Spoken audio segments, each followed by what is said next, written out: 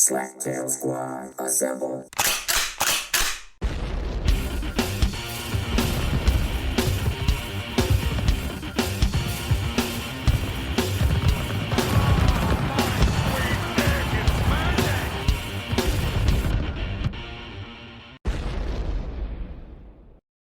This is the Slaptail Squad. I'm the Beaveman. It's too early. It's a Sunday morning, and we are recording, and we're talking about, you guessed it, Star Wars. This time, The Empire Strikes Back, and as I like to say, The Empire Strikes Back again, because Tremondae still has questions, and so he's here with us today. Say hello, Tremondae. Good morning, ladies and gentlemen. That works too. Also with us is my number two, the Rons. Hey, good morning, one and all. It's your little too cheery Rons. He's drank his chocolate milk already this morning. That He's doing good. He didn't put it in a clear container, so well, if he did, No, it's black coffee. It's black coffee. It's dark, it's rich, and it's black. Like our Tremondae. Just how I like my men. All right. Also with us is the Swan. Say hello, Swan. Hello, Swan. And we're trying something different. The Swan is in the room with me, but we're only doing this today. You don't like me in the room with you? We're only doing it because we had some connection issues last time. So last time we did a little brief podcast, and you're going to get part of that. You'll already have listened to it. We're just continuing it on now. But I wanted to clarify some of the questions that the Tremondae had, they had for me the first time. So Tremondae, you asked me what was the timeline between Star Wars: A New Hope and The Empire Strikes Back, and I gave you this. Not really sure, basically. But there is evidence out there that it's actually about 3 years. Okay. That seems longer than I thought it would be. Like, really? Why? Yeah, I don't know. I just figured it was, I don't know. It took him 3 years to come back for revenge. Figured they'd want to come back sooner. So. Well, okay, so here's the other thing about Star Wars, right? The galaxy, when they talk about they want to rule the galaxy or they're in the galaxy, clearly their galaxy is bigger than our galaxy. Yeah, they got lots of different planets, and they can hyperspeed to other. Well, and then they say star systems. So when I think of a star systems like our galaxy, I'm not an astronomer. I don't know these things, but are we not in the Milky Way? Yes. Okay, and we have one star. Like yes. Our sun. Our sun. We have lots of stars, but one. No. Yes. For us, we have one. In a star, our star system, it revolves around the sun. Well, we have two, right? If you count Tremondae. You retarded. Oh, now we're picking on the mentally handicapped? Just you. Just you. When we say retarded, we don't mean mentally handicapped people. We are utilizing the term that was ever so present in the 80s and 90s to depict people who are fucking morons. Yeah. Well, don't pick on the Swan like that, then. Yeah, that's uncalled for. Anyway, continue. Anyway, so when they say that they want to rule the galaxy, to me it sounds like the universe, because they always say they have multiple star systems. So I guess they decide what a galaxy is different from us. Yeah, that makes sense, I guess. So maybe they're out kicking some ass in some other solar system galaxies in the last 3 years then. No, my point is that they're searching for the rebels. Oh, so it took them 3 years to find them because it's so yes. huge. Plotting their revenge. They said that they sent thousands and thousands of probe droids throughout the galaxy. We don't have thousands of planets, so obviously they've got some. Their definition of galaxy and our definition of galaxy are two different things. It's different because they can travel from. Obviously, if we wanted, if we had the ability to go to, hyperspace or hyperspeed or utilize a hyperdrive or whatever, it wouldn't take us 3 years to get to Mars. Exactly. Okay. So we would be able to get there relatively quickly, just like they have. Now, also, the hyperdrive on Han Solo's Millennium Falcon is always damaged, so that's an issue also. But clearly, they've already met up. They've already set up a base. There was nothing on Hoth. They had to set that up, so it had to have taken longer. And then they talk about the different adventures that they've had. And if you read some of the other canon or look into some of the actual break, you can find this really cool timeline that people will do where they've actually read all the books and read all the literature, and they can break down the timeline of what everything actually happened. because when you end up seeing, the Empire, and we're going to get to it a little bit about Han, because Han was given money at the end of A New Hope. He was given enough money to pay off Jabba. So you always wonder, why the fuck didn't he just pay off Jabba the Hutt? Of course, movie plot wise, it wouldn't be that interesting if he did, but Right. he had the money to do it. Maybe he was trying to make more money off his money before he paid Jabba. Yeah, Well, he was a smuggler, right, and a rogue. So he was gambling his money to try to make more before he paid it off, because he would have paid it off and then he might have been broke. So I don't know. And that would have ended the plot line right there. Yeah, I mean, I think it's all about plot line. But again, if it's mimicking human nature, people do that all the time. Well, you have enough money to do this, but what do you do instead? I'm gonna buy a motorcycle. Yeah, good plan. Like, way to go, douchebaggery. You can't. So does pay that kind of answer that a little bit there? Yes. Because you will see what I really like about the Star Wars universe, other than the movies, obviously, is how other people will write stuff, which is considered part of canon. So there's comics, there's collections of comics, which are graphic novels, there's books. So I could, if I had the money and I had the time, I could totally immerse myself in Star Wars the rest of my freaking life, and then maybe actually get to write some shit, which would be really cool. But I'm a horrible writer. Don't lots of things do that? Like Pokemon does that. The comics like Batman and Spider-Man and all other things do that too. So, but right. But what I'm saying is, it has to be. It's not like you can just write it and be like, "Oh, hey, I wrote this and it's part of canon." That isn't the same. So thing. Who gets to approve that then? Well, Star Wars was owned by George Lucas, and now so the people who would approve it would be Disney. Okay. And how much did he get for that? What did I say? 40? Oh, see, that's why I asked you. I don't remember. $40 billion. No, four. No, I don't know. 40 billion sounds about right. I don't know. I'm gonna look so, it up. I think so. Would Beaveman, if you wrote yourself into the story, which of course I know you would you have a slow, dramatic climb to power? Or would you be a slow, dramatic climb to being the hero? Or would you set yourself in the canon of the Star Wars? Very good question, Ron's. Excellent question. I'm going to interrupt just because I looked it up. It's $4 billion he got for Disney. To Disney. Okay. You said cash. Cash and stock. $2.2 billion in cash and 37 million shares of stock. Hey-o. That's a lot. Yeah. So he's still making money because he's got 50 million shares of stock. So, but anyway. Yeah. Also, I wanted to comment on Tromondae. He just really wants to wrap his head around this whole Star Wars and religion thing, which was kind of. Wait, you didn't answer the question that. Oh, what was the question? Oh yeah, Ron's wanted to know how I'd write myself in. Okay, so Ron's, you know how? So we've got in the canon, for very basically right now, we've got these two sects. We've got the Jedi, and then we've got the Sith. Correct? Of course, yes. And the Sith are bad guys, and the Jedi are the good guys. These are quotes. I know nobody can see them. This is an audio podcast, but I'm making quotations. So what we've got is those two. And as time goes by, and as you can see also from reading like the comics and stuff, and I think, Ron, you said you've read some of the comics, right? Sort of. Back in the day, but yeah.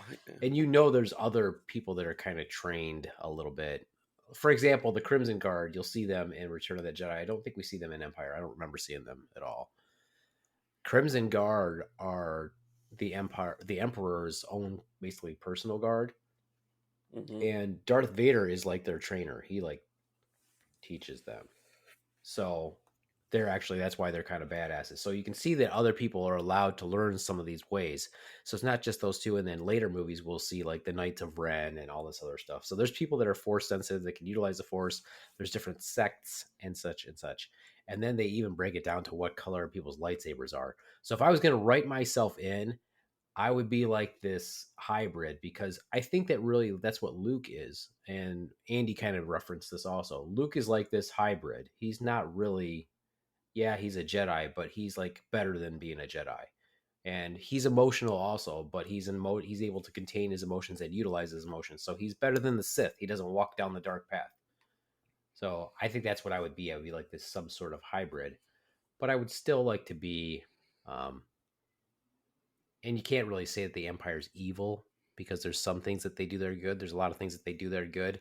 So I don't know what side I would be on per se, because it's all about war. They're all still making war. It doesn't matter what you do. They're Right. still not. If the Jedi are supposed to be for peace, why are they always at war? So that's a don't good you point. think later characters also kind of walk that middle line?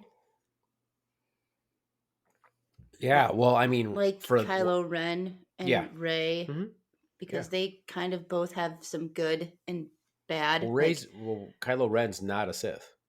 No, but he's like, he wants Kylo to Ren. be, or they want him to be, right? No, he's not a Sith. He's his own thing. They never specifically say he's a Sith, even though his Emperor is a Sith.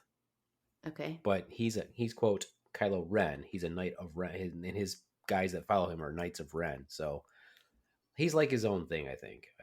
I would have to read those books and actually look into it a little bit more, the breakdown, the fan fiction, and stuff like that. But So would you say he'd be almost like a Ronin, a masterless samurai, right? Because George Lucas draws on different movie genres. So with that said, I mean, it sounds like a lot of the characters, middle of the road characters, are like they don't have a master. They were trained by a master, but now they're solo and trying to find their way in the world. maybe a little bit. But I think that they are still just looking for masters because they're not fully trained. That's kind of the difference, when we think about it. When we think about samurai, in order to become a samurai, you can't just run around and say I'm a samurai without being a samurai, so per se. You're right. But and then there is a lot of you are correct with his reference to different cultures and different et cetera, et cetera. If you look at the Darth Vader's helmet, it is based on a samurai helmet, the traditional armor that the samurai would wear in battle. Yeah, So I've seen there's a some lot of of the. different influences. There's influences throughout lots of different things. I've I seen some of didn't the even pick earlier up on that. drawings. That Yeah. makes sense. Yeah, when you go behind the scenes, you see some of the drawings and how they came to a lot of the stuff. There's a lot of different influences, and there, some of the influences I never thought of would have gone there. But you look at like the Beaveman said, you've got the Japanese samurai influence or the Japanese armor influence. So that was pretty cool. Yeah, seeing the behind the scenes and the making of and how things came to be, that is very intriguing to me. I just enjoy that in films, period. But I think I would really enjoy it with Star Wars. Oh yeah, for sure. I mean, I was looking through all of my stuff and I was really excited because I thought that I had lent some of my Star Wars stuff to my son, but I had it packed away, and I don't have that much comparative to a lot of people where they might have like just boxes and boxes and boxes of stuff. But the stuff that I have is very special to me. But I have this fold out of it's a Star Wars and Empire the Strikes Back, or New Hope Empire Strikes Back, of some like behind the scenes stuff, and it also has like schematic stuff. So it will give you a breakdown of like what the AT-AT can do, or when we were little kids, we call them AT-ATs. So the big walkers, the big that you see on Hoth, Mm-hmm. those are all terrain armored transports. So inside those is like I don't know, probably like a company of stormtroopers. That's what's carrying them. So they would deploy when they get to the spot after they soften it up. The stormtroopers would deploy out of the AT-AT, but it has like pictures of that, and then it has the description of it. So you can go. I was telling Swan the other day, I'm like, other than like podcasting or being a stand-up comedian, and even I would rather do that than stand-up comedian, I wish there was just this job where I could just read Star Wars stuff and delve into that universe all day long and be like this subject matter expert that people had on shows or wrote papers. And I just love it. I know it's pathetic and sad, but it's true. Still to this day, if I get Star Wars stuff, I'm pretty geeked to read about it or see it. And also, probably my favorite alien species is the Wookiee. And so today with us also is my little Chewbacca. There's nothing wrong with having an obsession as long as it doesn't borderline on crazy. Mine does not border on crazy. But I've also decided, this is interesting, I've also decided that the Swan is a Wookiee. She's a hairless Wookiee. Why is the Swan a Wookiee? Well, I used to think that she was an Amazon, obviously, because she's beautiful and tall and powerful. But I think she's a hairless Wookiee. A hairless Wookiee. You're so silly. Once again, I don't make the Amazon. I make the connection. I've trained with the Swan. She's a fearless warrior, but to So are classify her- Wookiees. Yeah, but Because she makes a sound for everything that she does. Like I yawn, like, you know. But really, it's more like every time she does something. I can't make it up. I just have to do it. Yeah, when she stands up and stretches, she's like, everything she does, she makes a noise. I can't even do them now that you call me out on them. She stands I'm up, like- she makes a noise. She stretches, she makes a noise. Just it's constant. And now when she does it, me and Summer just look at her. We're like, it's constant, all the time. So I think she's a Wookiee, and that's Maybe. okay. Because Wookiees are cool. Wookiees are cool. Yeah. well, As long you as she know, doesn't have the Wookiee bush, it's fine. No Wookiee bush. so you get a little Wookiee nookie on the side because you did it all for the Wookiee. Nice. Oh God, nice, that was Ron. actually wasn't kind too of That was not good, terrible. Ron. That was pretty good. That's a T-shirt right there. That's a T-shirt that you put, Oh, you that- put Chewbacca on, and you're like, I did it all for the Wookiee. Ooh, that is a good That one. is a good That, one. that is a good one. Let's sell it to Disney. Yes. Now, that's probably Trademarked, not going to happen. trademarked. We probably need to sell it to T-Turtle. Because Okay. That's probably not going to happen with Disney. But T-Turtle stuff is licensed, so Okay. that's a shout out so- to T-Turtle right there. Ron's is so tired. You okay there? No, I'm not He's- tired. Yeah, buddy. We're I've been up boring since- him. We're No, boring no, him. no, no. So basically, what I'm telling you, Tremonde, is if I know Ron's like YouTube a lot. Mhm. He watches YouTube a lot, but there's just so much good info on YouTube about just Star Wars geeks just loving it, and we'll just answer lots of questions. And you can watch 3-minute, 5-minute, 30-minute, 90-minute clips on stuff like that. And that's how I got the timeline, which it matches up pretty well.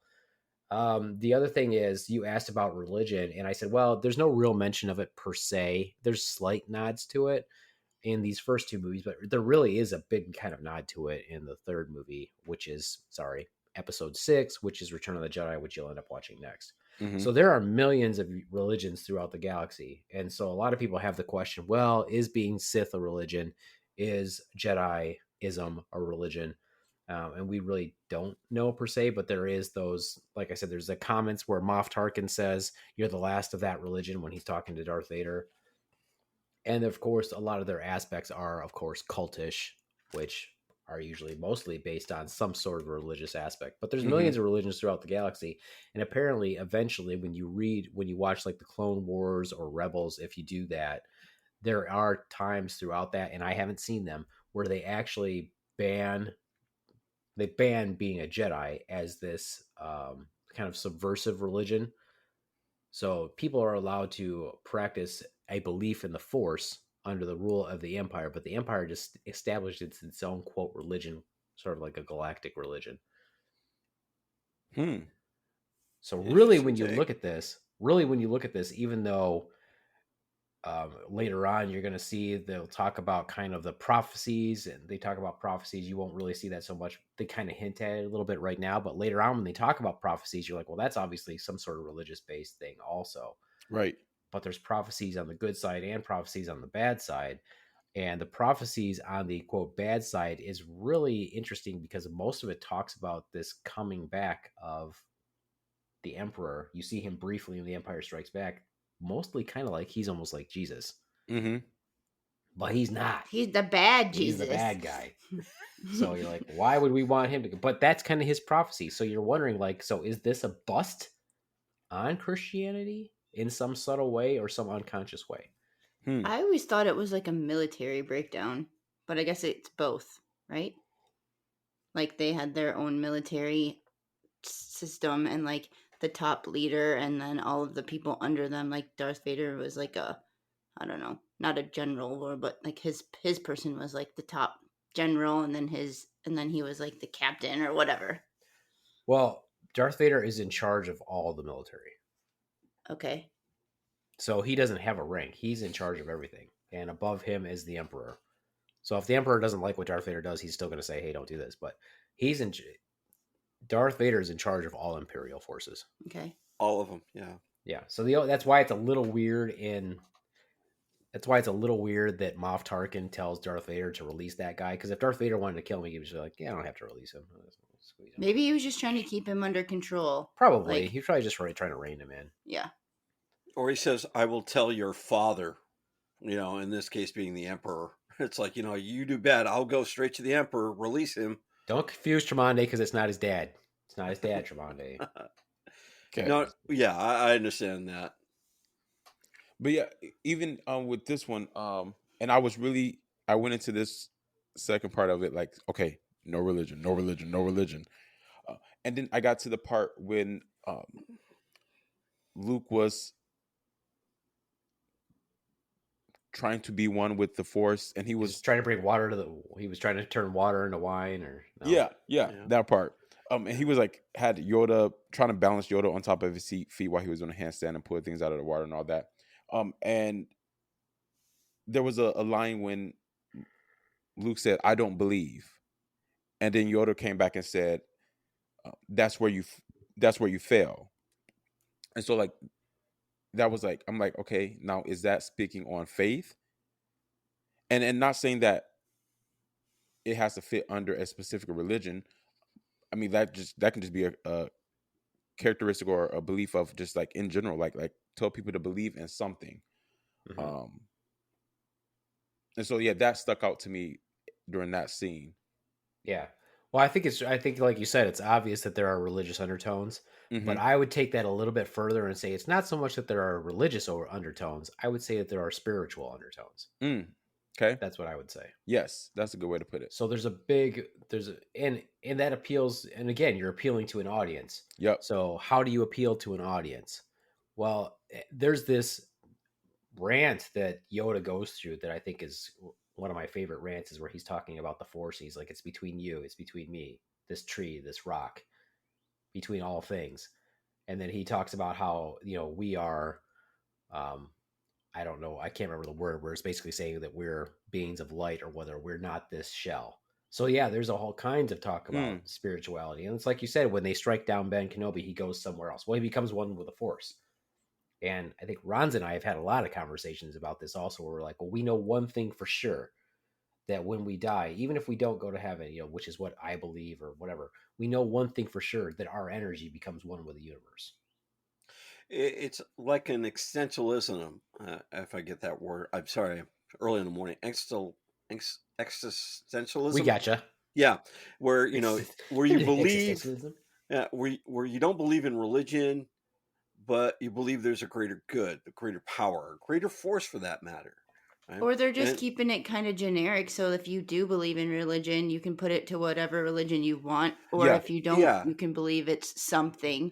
So they're leading you down this path, and they're like, what do you believe in? Do you go to the dark side or the light side or the Tromondae side? What side do you go on? Why do you always do that? Just to draw Tromondae in, because usually he just sits there on the couch being quiet. But that's exactly how I think of it, that it was not written towards one religion or one group of people who practice something. I feel like it was written very well, where it allowed you to insert it into whichever belief system you have.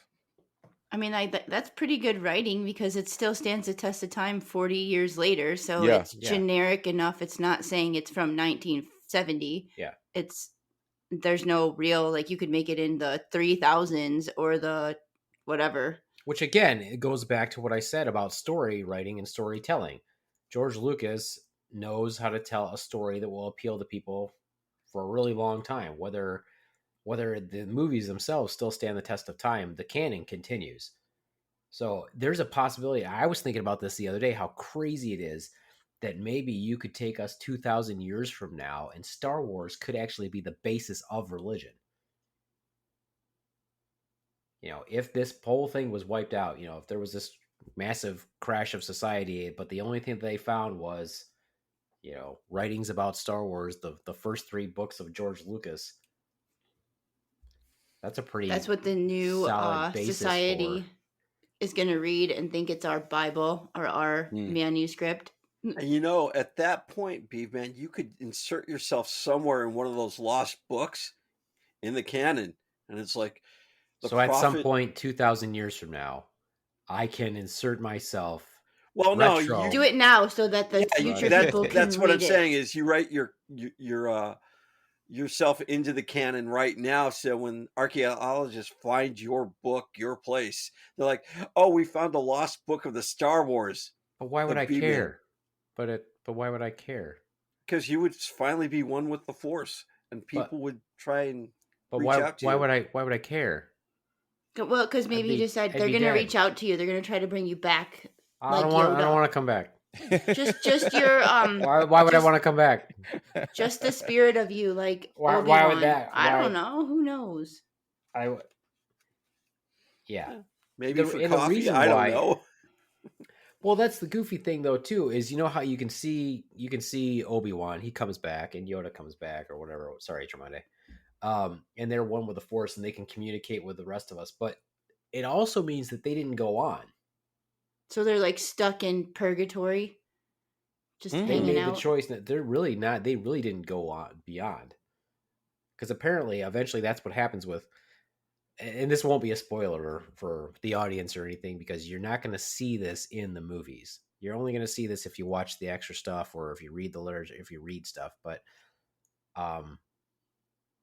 the first one that actually kind of teaches that Obi-Wan's been learning for years while he's on Tatooine. He's not just watching Luke grow up. He's learning. He's increasing his knowledge of the Force. So even What else though you got to do when you're living in a cave by spank yourself? it a lot. Yeah. So he's actually being taught this whole time, is what you don't know. So who's he being taught by? He's being taught by Qui-Gon, his Who's that? master. Qui-Gon is Obi-Wan's master. Oh my And god. Qui-Gon died, but Qui-Gon was able to come back and manipulate the Force and appear to people. So he's been teaching Obi-Wan this whole time.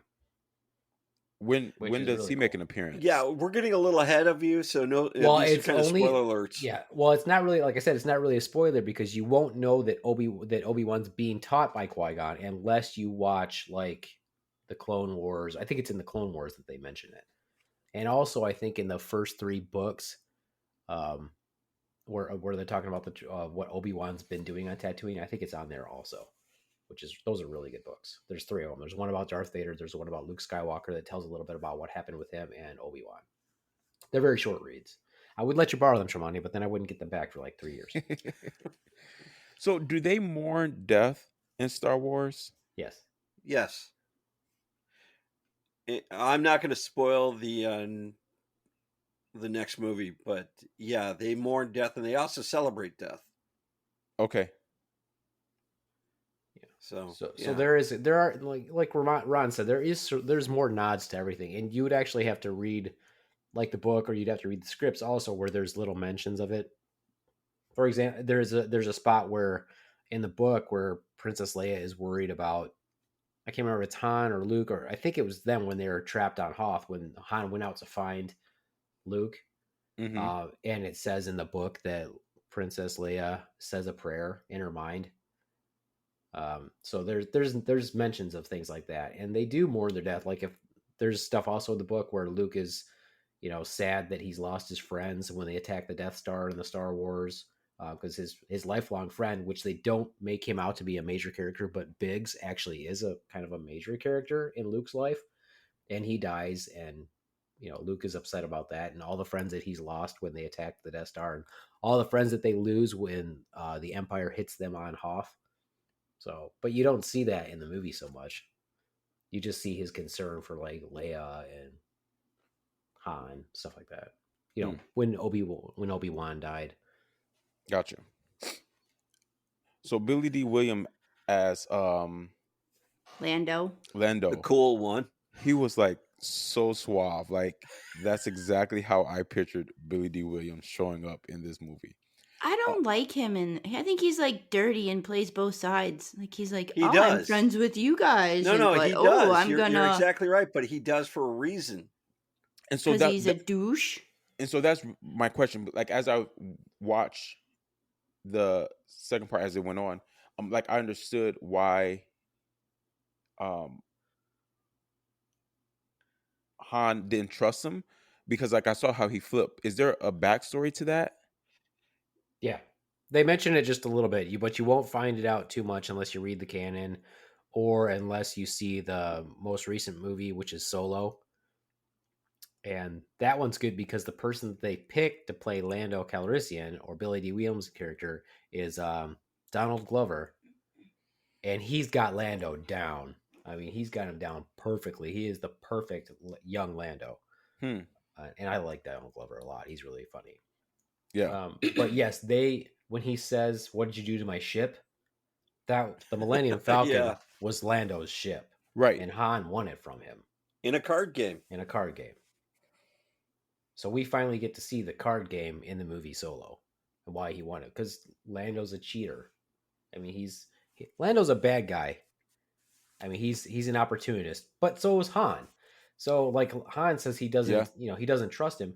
But if you look at it from the perspective of Lando's not a bad guy. Lando was trying to protect all of Cloud City and his people. I didn't want to do that spoiler alert, but yeah, you're exactly right, because he had to when Vader came on, he had to make a deal, either give these 4 up, right, or save his city. And since he was chancellor or some sort of of leader of that, he had to think of all those people. And Vader alludes to, do you want me to come back and destroy your city if you don't listen to me? Yeah. And in really, Vader's not even saying he'll destroy the city.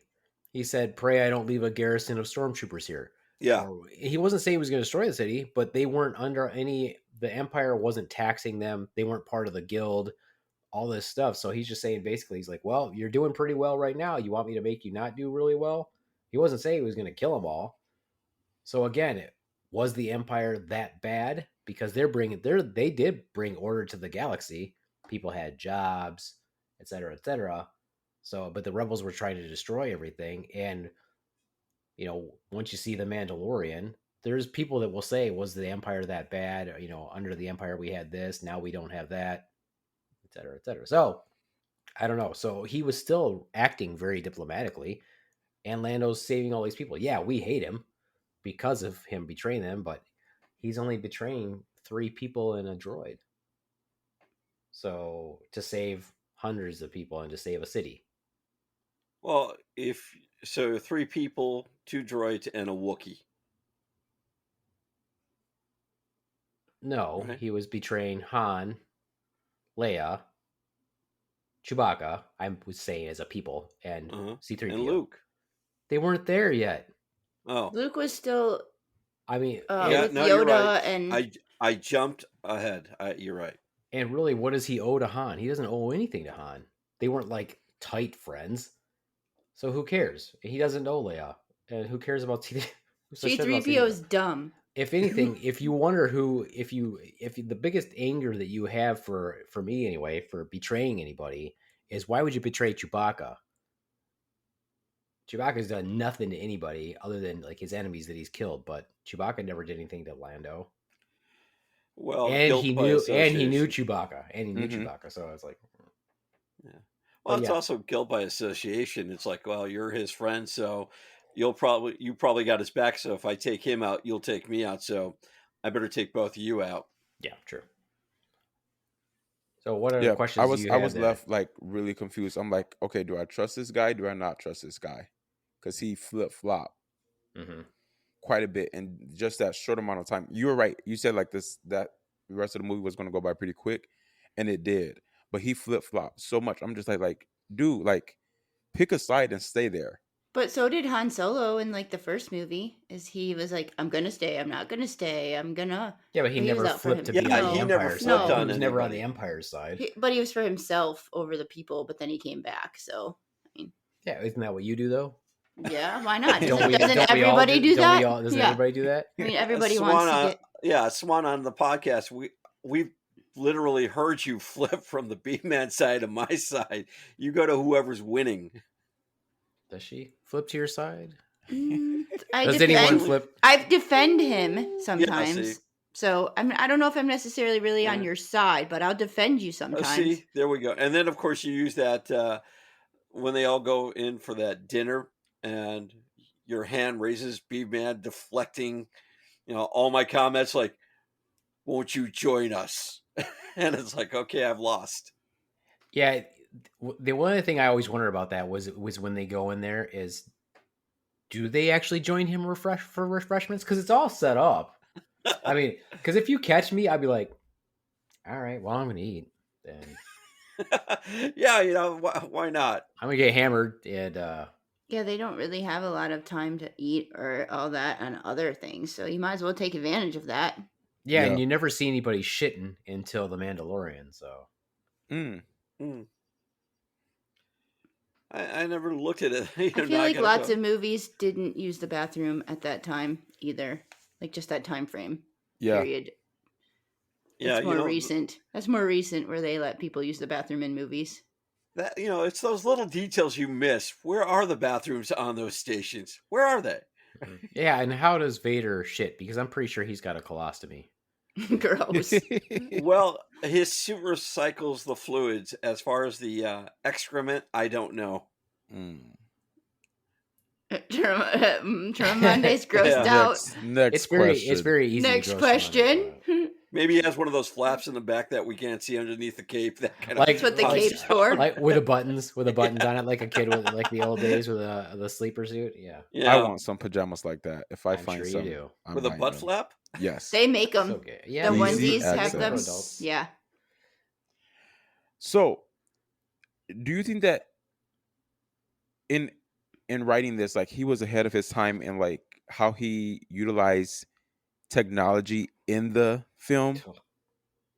Yeah. Oh, Because yeah. there was a scene when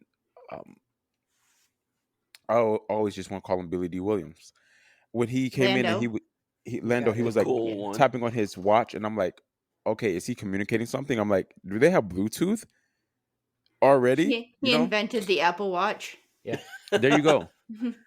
yeah, and that's when Well- the cyborg wakes up. The cyborg is waiting for commands, and then you see him like Lando, and then the cyborg's head pops up. Yeah. Well, you have to look at the technology back then, if you want to say the words back then, is purely.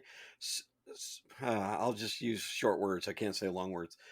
Obviously advanced, by all means. I mean, the one thing that got me in all the Star Wars canons is they have a droid for everything.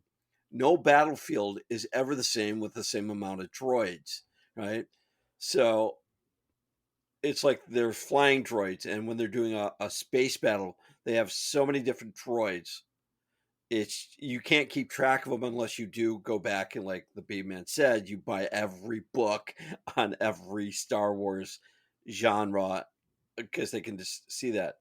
So that always drove me insane. So their technology was always advanced. So why wouldn't they have something that's linking up to every droid? And I'm not going to get into the Mandalorian yet because you'll actually see something like that when they do that. Yeah, you say something though interesting there about how they have a droid for everything, but if you notice, they eliminated droids from actually fighting too much. That's still all, actual organic beings that are doing the majority of the fighting. And I think the reason why, and we don't see it, is obviously it wasn't planned by George Lucas because they couldn't mass produce robots. They didn't have the graphic, the computer aided graphics to do that like they can in the movies 1 through 3.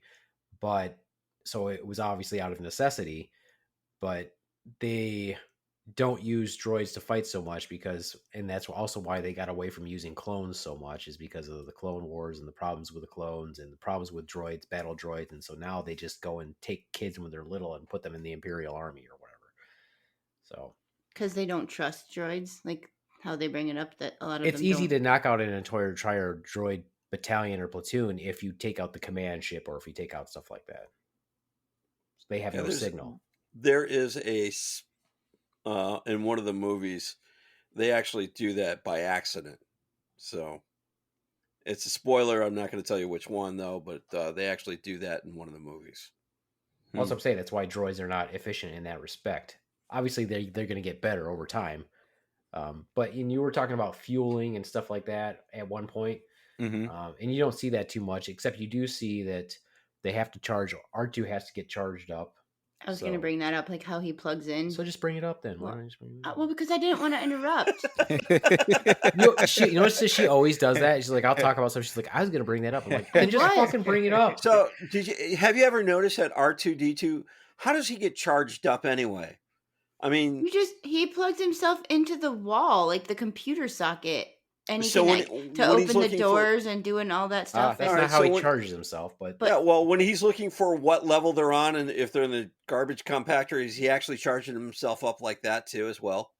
like Maybe. how when we plug anything in, it charges up.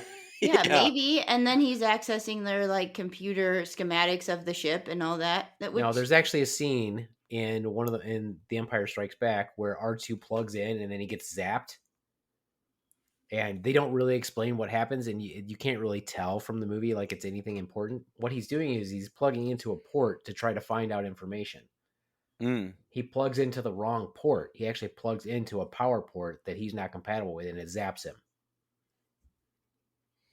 So most of the time when he's accessing ports, that's what he's doing. He's looking for information to how to save them, because in my opinion, R2-D2 is probably the hero of most of these movies. So But- how does C3PO So when he actually then plugs power in, up? they have actual ports that they plug them into to charge up, just like that's quote their way of eating.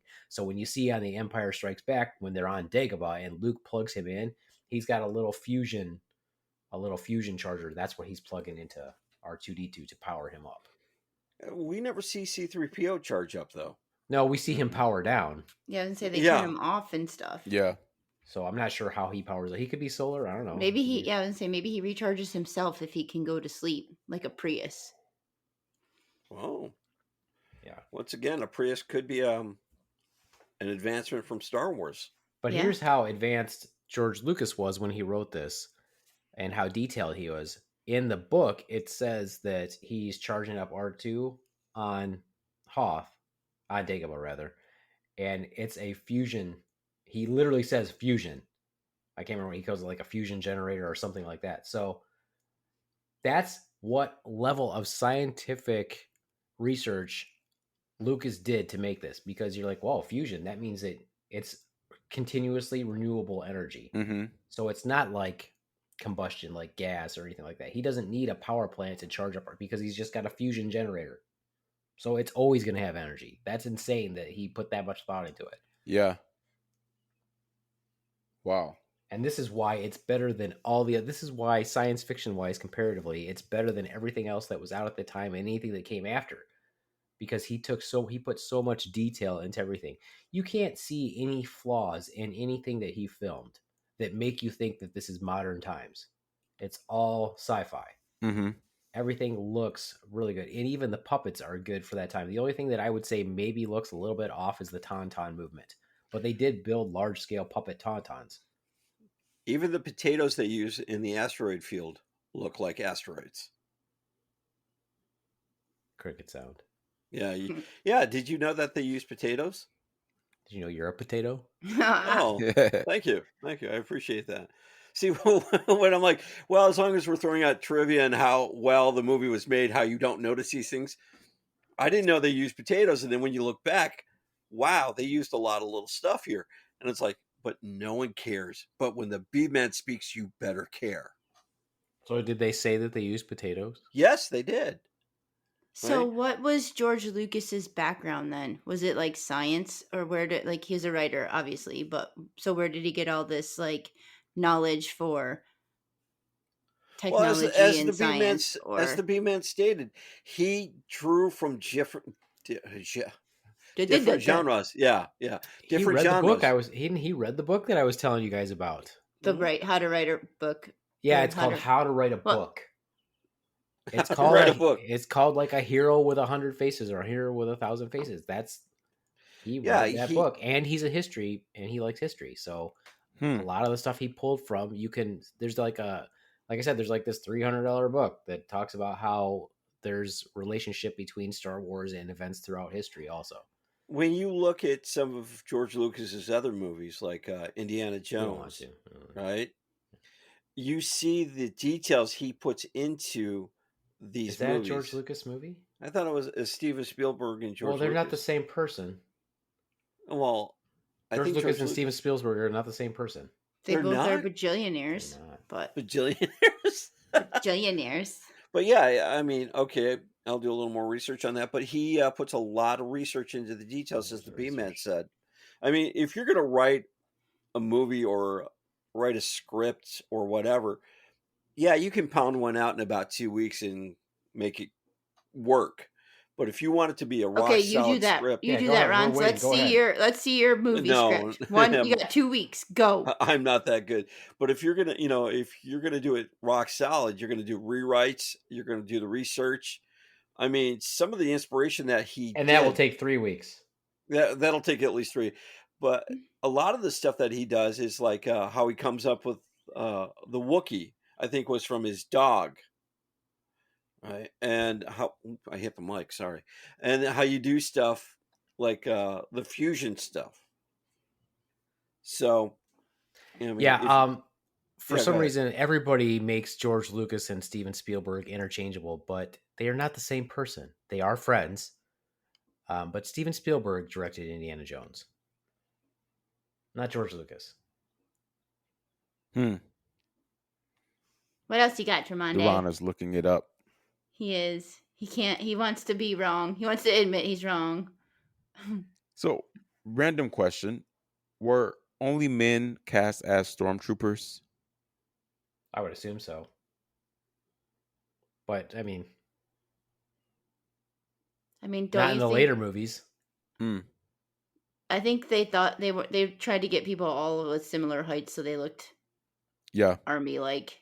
yeah. And I don't know. And the other thing is, I don't know if the initial Star Wars troops, like in Star Wars and or A New Hope and Empire Strikes Back and Return of the Jedi, I don't know if those were still residual clones or not.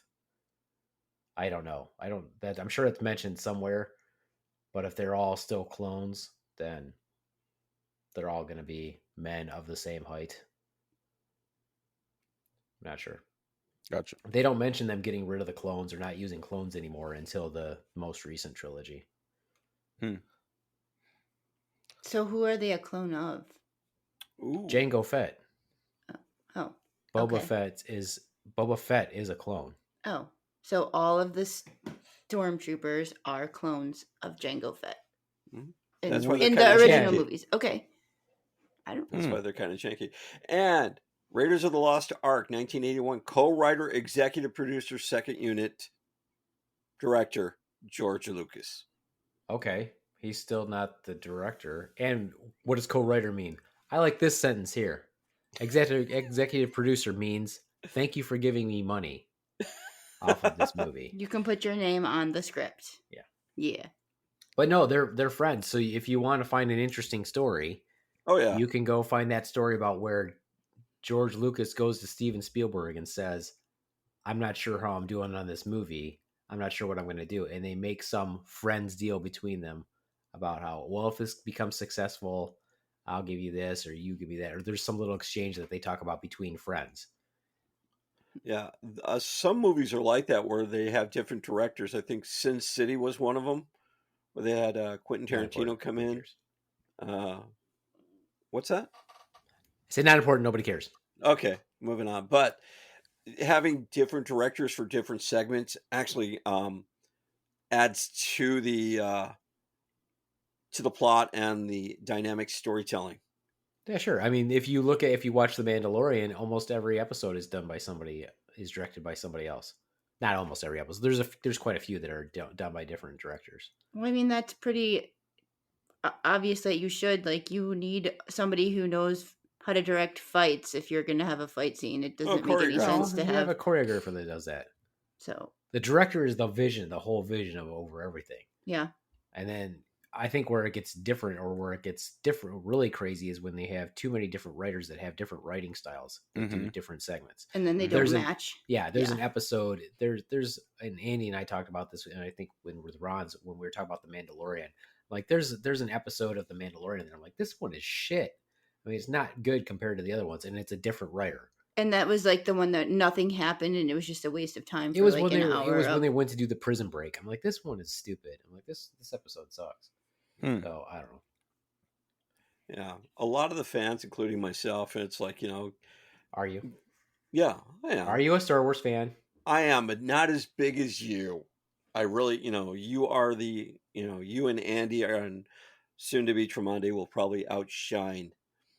You guys outshine a lot of Star Wars fans. I'm definitely going to outshine you because you call Darth Vader the Darth Lord. Yes, you are correct. I did. Well, and then Tremondae doesn't do it anymore, but initially he called him Dark Vader, I did. Darth Vader. which is kind of badass. But So, Right. speaking of Darth Vader, we reached the scene where the famous line, "No, I am your father." Why did he wait to that moment to like announce their relationship?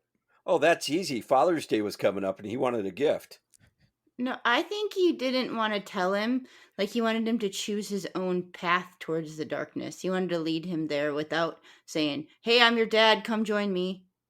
Like, he wanted to see what he could do and see what his powers were before he tried to lead him his way. Or maybe he wanted to get all the good side powers from Obi-Wan and let Yoda teach Luke first and then get he them. didn't know Yoda was teaching him. Well, how could he not know? He can, didn't know How could he not know? because he didn't even realize Yoda was alive. Oh. They think Yoda's been dead since Order 66. Hmm. The only reason Yoda survived was because Yoda was with the Wookiees when that happened. Oh. And the Wookiees saved him and got him hidden away. Oh. Right, to Dagobah. Yep. Which, of So course, then why didn't he tell him right away? Why Did he didn't not tell know? Ray? First of all, Oh, he didn't know. He didn't know. He didn't Which know. is bizarre. Okay, so here's the little goofy timeline thing. In the movie, Darth Vader says they're searching for Skywalker. Okay, so he knows his last name is Skywalker. All right, but then the Emperor speaks to him and says, "We have this new threat that could destroy us." And he's like, "Who? What are you talking about, bro?" And he's like, "Skywalker." He's like, "It's my belief that this is the son of Anakin Skywalker." And Darth Vader's like, "Well, how's that possible?" He's like, and then the Emperor's like, "When a boy meets a girl and they really love each other, And then or you- they don't even have to love each other." And he's like, no, I know how it works. What I'm saying is, how is it possible? Well, here's the thing. Here's what's really goofy is Darth Vader knew Luke's last name was Skywalker. So I don't know if it's as common as Smith and Jones and he just didn't make the connection, or if he's like, I don't remember having a baby. I don't remember, I don't remember Padme having a baby. But, or if she did, I thought she died and never had the baby. So he knows his last name is Skywalker. And the only reason he knows that, and you don't understand this from watching the movies, is Boba Fett is the one who found out what Luke's last name was and told Darth Vader. So he knows what his name is, but he doesn't make the connection for some reason, or so we believe. He doesn't make the connection that that's his kid. But I think, and it's probably mentioned in one of the books I read, that he actually knew that was his kid after Boba Fett told him. Because what his plan all along was to try to get Luke to join him to kill the Emperor. Because the Emperor is the only thing that Darth Vader is really scared of. So that they both could be all powerful together. He wanted to destroy him and rule the galaxy and be with his son. One of the other things, as I mentioned before, is that I still haven't answered the question. I was building to it, but go ahead, Rob. Okay. All right. As long as it relates to what we're talking about right now, go ahead. Well, it does in a way. It's all Star Wars. Well, so does this Wookiee. Yeah. Well, like I said, it would have been an interesting turn of events if Darth Vader was destroyed. And that was what it was kind of leading up to, is that the Emperor was looking for a replacement for Darth Vader. And you don't figure that out until he's told to strike him down. And, let your journey continue to the dark side, or your journey to the dark side will be complete. You don't realize that actually Darth Vader is being set up to be replaced. Well, what you don't realize, and I don't know if you know this, Rons, but the Sith with the Master and the Apprentice, they never trust each other. One of them is they're always plotting to kill each other. Yeah, you're right. You're So absolutely right. So from the master's perspective, he's like, hey, if I find somebody who's better, I'm gonna get my apprentice. I'm gonna kill my apprentice somehow, or somebody's gonna kill my apprentice. I'm gonna set him up to die. And the apprentice is like, fuck this guy. I'm gonna learn everything I can from him. I'm gonna kill him because he's gonna kill me. There's no trust. There's no trust between the Sith Lord and their master. And what's it called? The rule of two? There can Yeah, only and be they two of them? only instituted that because the Sith were wiped out. They didn't have the rule of two before the Sith were wiped out by the Jedi. They did that when they went into hiding. Before there was a ton of Sith, just like there was a ton of Jedi. So anyway, to answer your question, Tromondae, why he didn't just tell him right away, I will answer that in two parts. One is it's not really an answer to your question, but do you like Legos? Yes. Okay. What you got to do is you got to go on YouTube and look up Darth Vader is told, it should be something like Darth Vader is told by the Emperor that he has a son. And I'm pretty sure it's the Lego thing. But it's really funny because he tells him he has a son, and Darth Vader's like, I have a son? I have a boy? He's like running around all happy. He's like, hey, Stormtrooper, I have a son. It's really hilarious. Do you Very think cute. that maybe he doesn't know because when he got all fucked up, his memory is messed up? No, they didn't wipe his memory. No, He but just like told him somebody what who's happened in to like him. a coma or something where he has like weird memories and he's like, oh, I think I might have No. had a son and I don't. Well, No, He goes into you a have coma. to remember. no, I just No. made that up. Oh, But and we're jumping timelines here a Can I just little answer the bit. question? Yes, answer the question. Just answer the question. Now I don't know the answer to the question because your stupidity Made you we are dumber? I am now dumber Good. because of your comment. What you don't know, Swan, let me answer for this really quickly, is Darth was never really in a coma. They kept him awake while they were doing all that shit to Oh. him. So they could torture him? Oh. No, not torture, make him more evil. Oh. Right. Basically. They kept Use his his ass pain awake. against to make him more eviler. But the Emperor tells him that no one survived. His wife and the children didn't survive. Okay, this is really gonna fuck Tremonti up. So we gotta stop. Don't Okay. fuck Tremonti up. Because now Okay. he's like, what are you talking about? Who? His wife? What? What the fuck are you? yeah. It's even worse than that. It's not, since Tremonti already spoiled it. It's even worse than that, Ron's, because he didn't tell him that. He told him he killed her. If you remember correctly. I The do Emperor- not. Tremonti's eyes are huge. The Just Emperor waiting tells to know Darth it. Vader that Now he you want to watch killed the next Padme movie. You want to watch the next in movie his for sure. rage. He killed his own wife. That's No. what the Emperor tells him. Yeah. It's all about the Emperor trying to make Darth Vader as evil as he fucking possibly can Through hatred. through hatred. He's just trying to make him the most emotional, most volatile, most powerful weapon in the galaxy. Then maybe the Emperor is like the devil. He's like torturing him constantly. He's just Oh. a Sith Lord. He's all powerful. He killed his own master. That's what the Sith do. They're the epitome. They're supposed to be the epitome. That's a of evil by this spoiler story. alert too for Tremonti. Well, not really, because you don't know that until. I mean, they never say that in the movies. They kind of alluded to because he's saying he kind of died in his sleep. And Yeah, you see Palpatine kind of like evilly smile a little. yeah.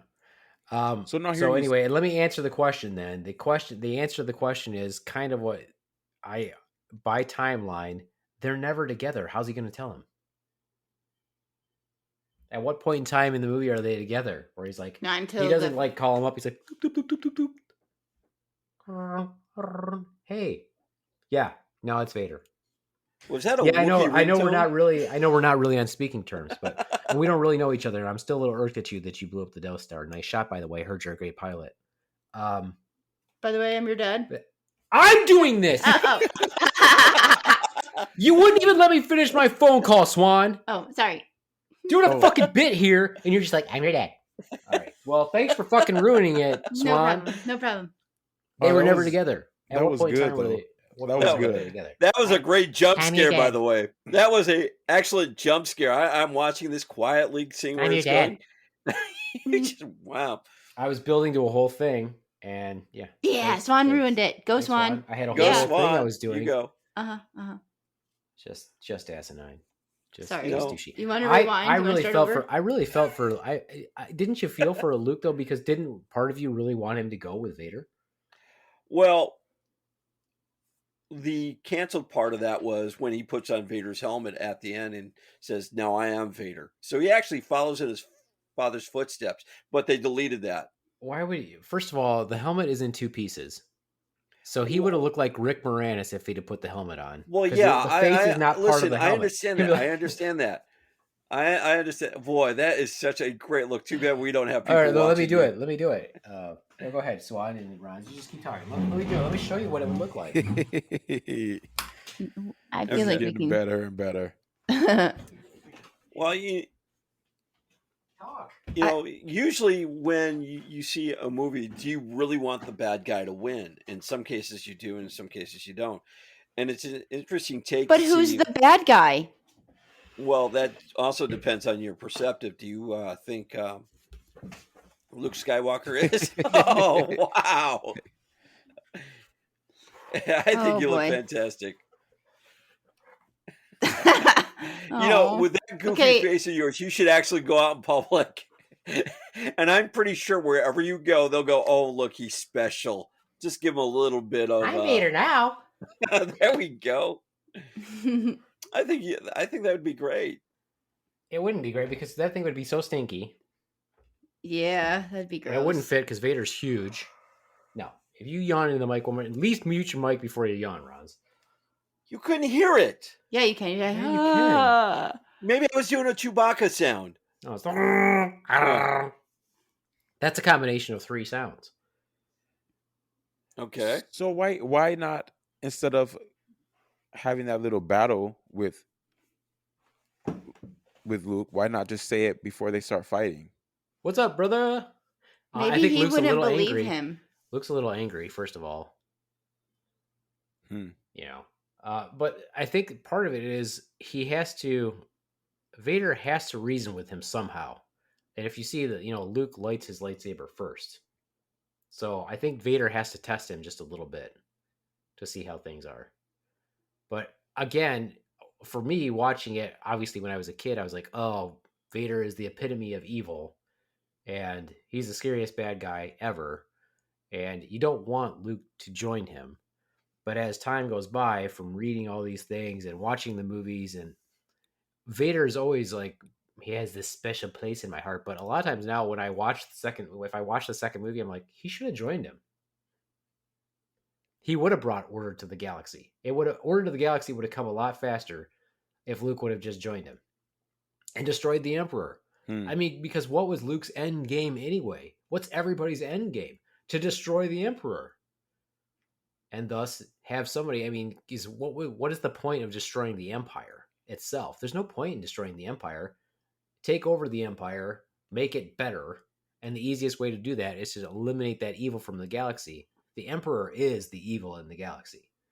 The epitome of it. Mm-hmm. You're never going to eliminate evil, but if you eliminate that freaking sadistic bastard and bring Darth back to the light, then they would have been able to restore order to the galaxy somewhat better than it already was. And he would have had his father. Yeah. And I think it's to mention that they could rule the galaxy as father and son. Yeah, that's what we already mentioned. That's why it's mentioned, because if he joined his dad, Yeah. If he joined his dad and the Emperor was dead and they were ruling the galaxy, without us explicitly saying they could rule the galaxy as father and son, that is what would be happening. And Darth Vader wouldn't be as evil anymore because he wouldn't have the constant pain and evilness from the Emperor making him angry all the time. Mm-hmm. Yeah, and And telling part him of what his to do. evilness and his sadness comes from the fact that he didn't know that he didn't know he had children. 2, he's lived his entire life thinking he's the one who killed his wife. So, and all of that stems from this asshole who is his master that he wants dead. Would, in that canon, would he still be in his suit then? Yeah. I mean, maybe he'll change it and make it white and flashy and not so evil looking, but no, I mean, if you think about the tech that they have, I mean, you see at the end of Empire Strikes Back, Luke has a human hand. I mean, it's human appearing. Yeah. They could have changed. Yeah, the Vader. prosthetic robotic I hand. mean, it's so much further. That suit is designed obviously to look scary as fuck. and he's still using that same tech from 30 years previously when he was injured. Which also, I did a little research on that suit. It's like, why didn't he upgrade? Because of course they had the technology to upgrade. And once again, it goes back to the Emperor keeping him mean. Those needles, those just in constant pain. So I think if they did become father and son, the suit would have been upgraded to be less painful for him. Yeah. But that's a what if. Yeah, and go ahead. You were explaining that to us. Go ahead. You didn't explain that to Tremondae, and I wanted to comment on it. Oh, that his suit is designed, of course, we all know, to keep him alive, but it's fan also fiction. First of all, you have to say it's fan fiction. fan fiction, but it's also designed to keep him in constant pain, right? To keep him angry and evil, right? Therefore, he can use that pain and anger for using on the dark side. So he could have suit upgrades which would lessen the pain, but that would detach from what the Emperor wants. So basically, the Emperor keeps him mean and evil. And that's where my question of like, do they mourn death kind of came from, just because they were in the ship and one of Darth Vader's men like lost the ship or something. The ship got away, and he just like kills the man, and he just drops dead. And then they just carry him out, like, and everybody just kept moving as if nothing happened. That's a little different. Basically, what happens when Darth Vader kills somebody in a movie, right, or eliminates them, it's because they screwed up so bad Right. in his eyes. You're gone. Yeah. So the rest of his people are in fear. They don't want to. Exactly. They don't That's want to be why. like, dude, why did you kill that guy? Because he'd be like, dude, you're dead next. Yeah, So it's not like it's not that they're mourning, not mourning. That's exactly what Swan said is the reason. Yeah. And I believe, and that's what my thought was, is that they're too scared of him and they don't want to get on his bad side. Well, like, I don't want to get on the Beaveman side. If you heard him go off, right, when I've supposedly pissed him off, and I'm like, and then the Swan just goes really quiet, like, I don't want to be next. I will listen to the Overlord Beaveman and just agree with him. And if you notice just recently, of course, in this podcast where the Swan interrupted the Beaveman during his bit, I went quiet because I didn't want to be next. you didn't even try to defend me, Rons. I knew I was going to get forced What to. would be the defense?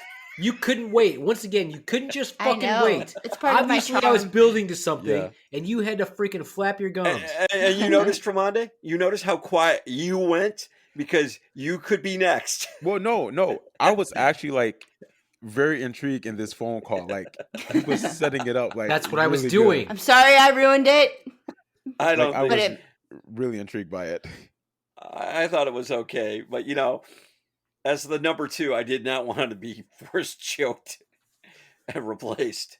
But there's also parts when you read the book, and I think it was in the script also. It talks about how that first person he killed, I think, was like Admiral. Is it Ozzel? I think is his name. I'm not sure 100%. Sorry, but he's talking to Captain Piet, and Captain Piet's the one. He's like, "Hey, I found something in the Hoth system," and the Admiral's like, "Poo poo," was what he says, but Darth Vader's like, "No, that's it."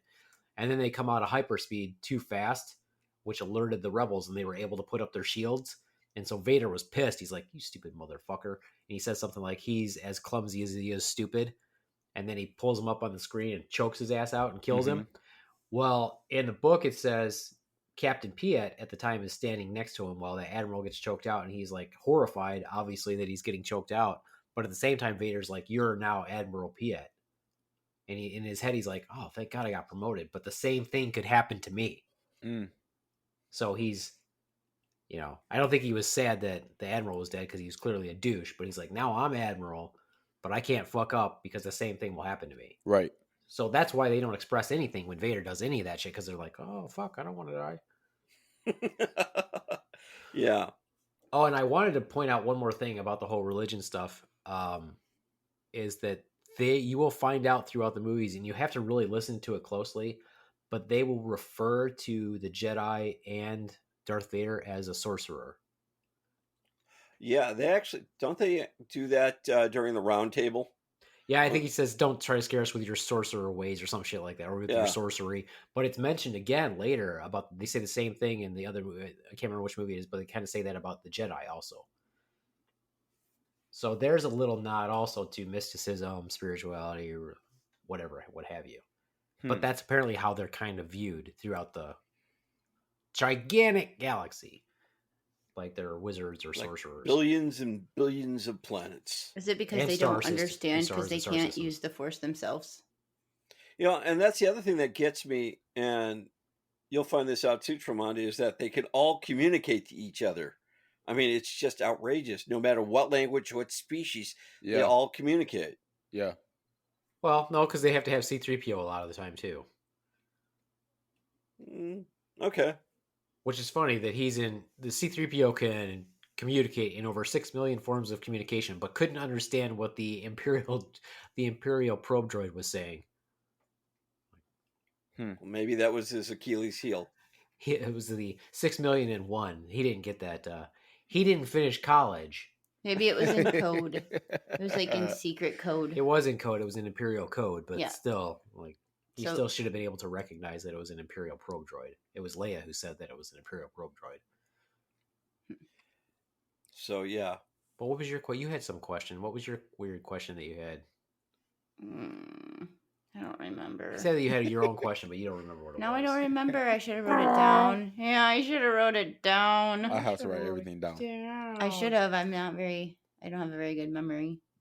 Yeah, so what I want to do though is we'll end this podcast here unless Tremonti has another question. I do. I have one more question. It's one more question. Okay, go ahead. Let's go. And I now have a new favorite character. Ooh. Ooh. Can we what get? is Can it? we all guess who it is before you tell us? Yes, go ahead. And don't tell us if we're right. Just Okay. Let's guess. Okay, can I guess first? Yes. Okay, I'm gonna say it's Chewbacca. Swan.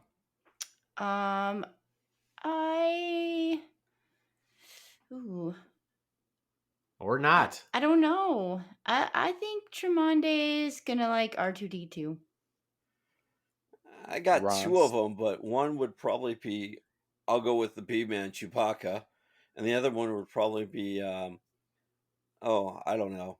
Honestly, Han You Then said how Solo. did you say you had You two? said you had two of them, and then Han you're like, Solo. I don't know what my second pick would be, but I got two of them. Well, in my mind, but I wanted to be You're right. Han right. Solo. Okay, I'm gonna have to say I got Yeah, two of you them. know. But the first Just because one, he wants to be better well, than the other R1. thing is, Actually, I was trying to be politically correct. I didn't want to mention Landau Calrissian because I thought Oh. it was cool. But you would say, "Oh, it's just because Tremonti's black." I'm like, no, because I thought he was cool in the movie, right? Lando is cool. But the homage that Donald Glover does to Lando in Solo makes him even cooler because you're like, yeah, I could totally see Lando being like that, and it just gets better. There's a graphic novel. There's a whole series that goes off on Lando that I think would be really fun to read. Okay, so who is it then, Tremonti? Yoda. Oh, Yoda. Oh, you can't help but love Yoda. Yeah. And so my Yes. question is, and any of you can answer, what can one take away from Yoda? patience and all of the knowledge, and to control your feelings so that you can use the Force.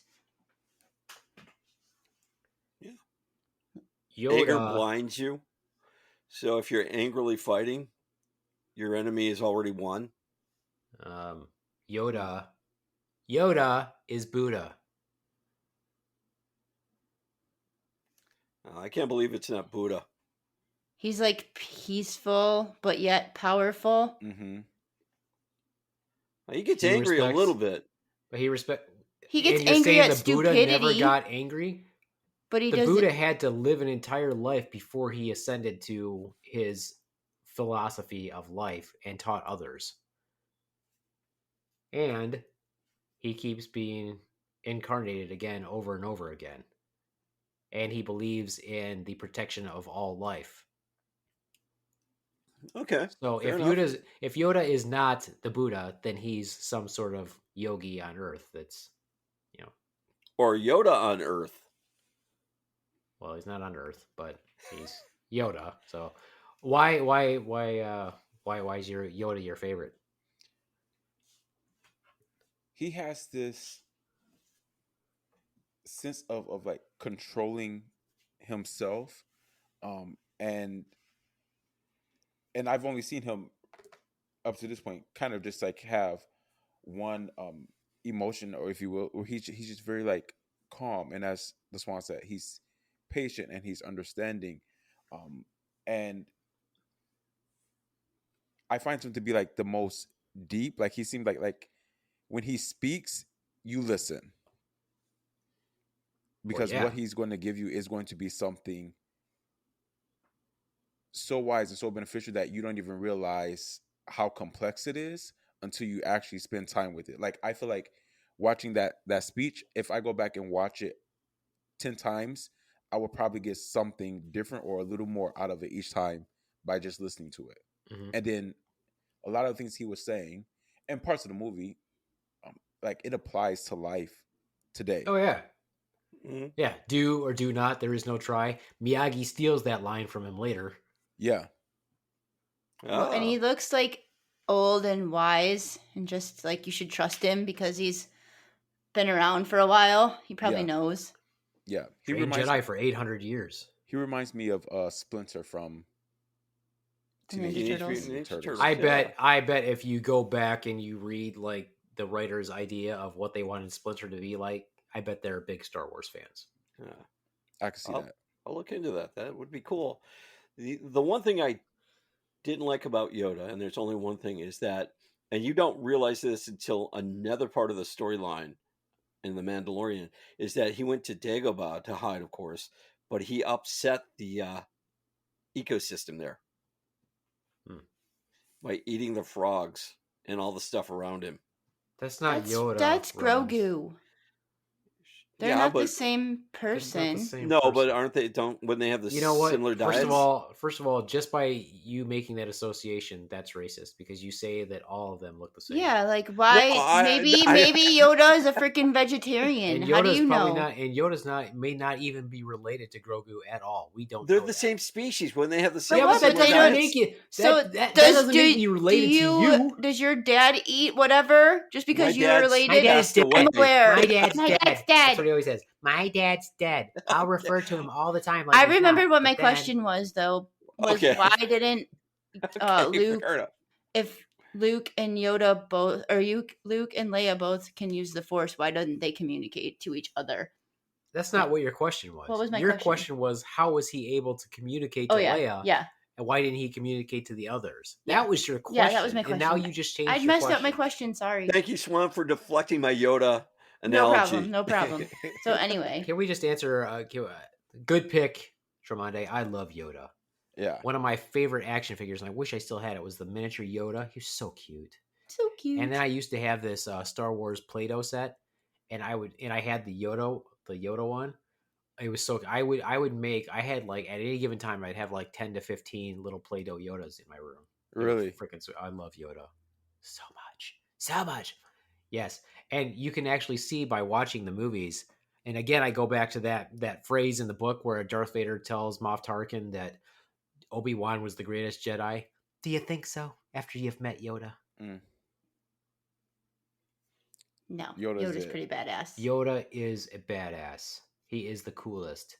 And if nothing else, at least episodes, not really so much 1, but 2 and 3, you finally get the fan service from watching Yoda kick some ass. You see it in you see it in the Clone Wars also, but if you didn't watch the Clone Wars, like I've only started recently watching the Clone Wars. But that's what everybody wants to see. Who doesn't want to see Yoda kick some ass and whip out his tiny lightsaber? What was that sound? Oh, it was you adjusting a chair. Yeah, I could do that because it's my motherfucking podcast and I don't do it continuously. I don't do it from the very beginning all the way through. All right, so this is what I want to do.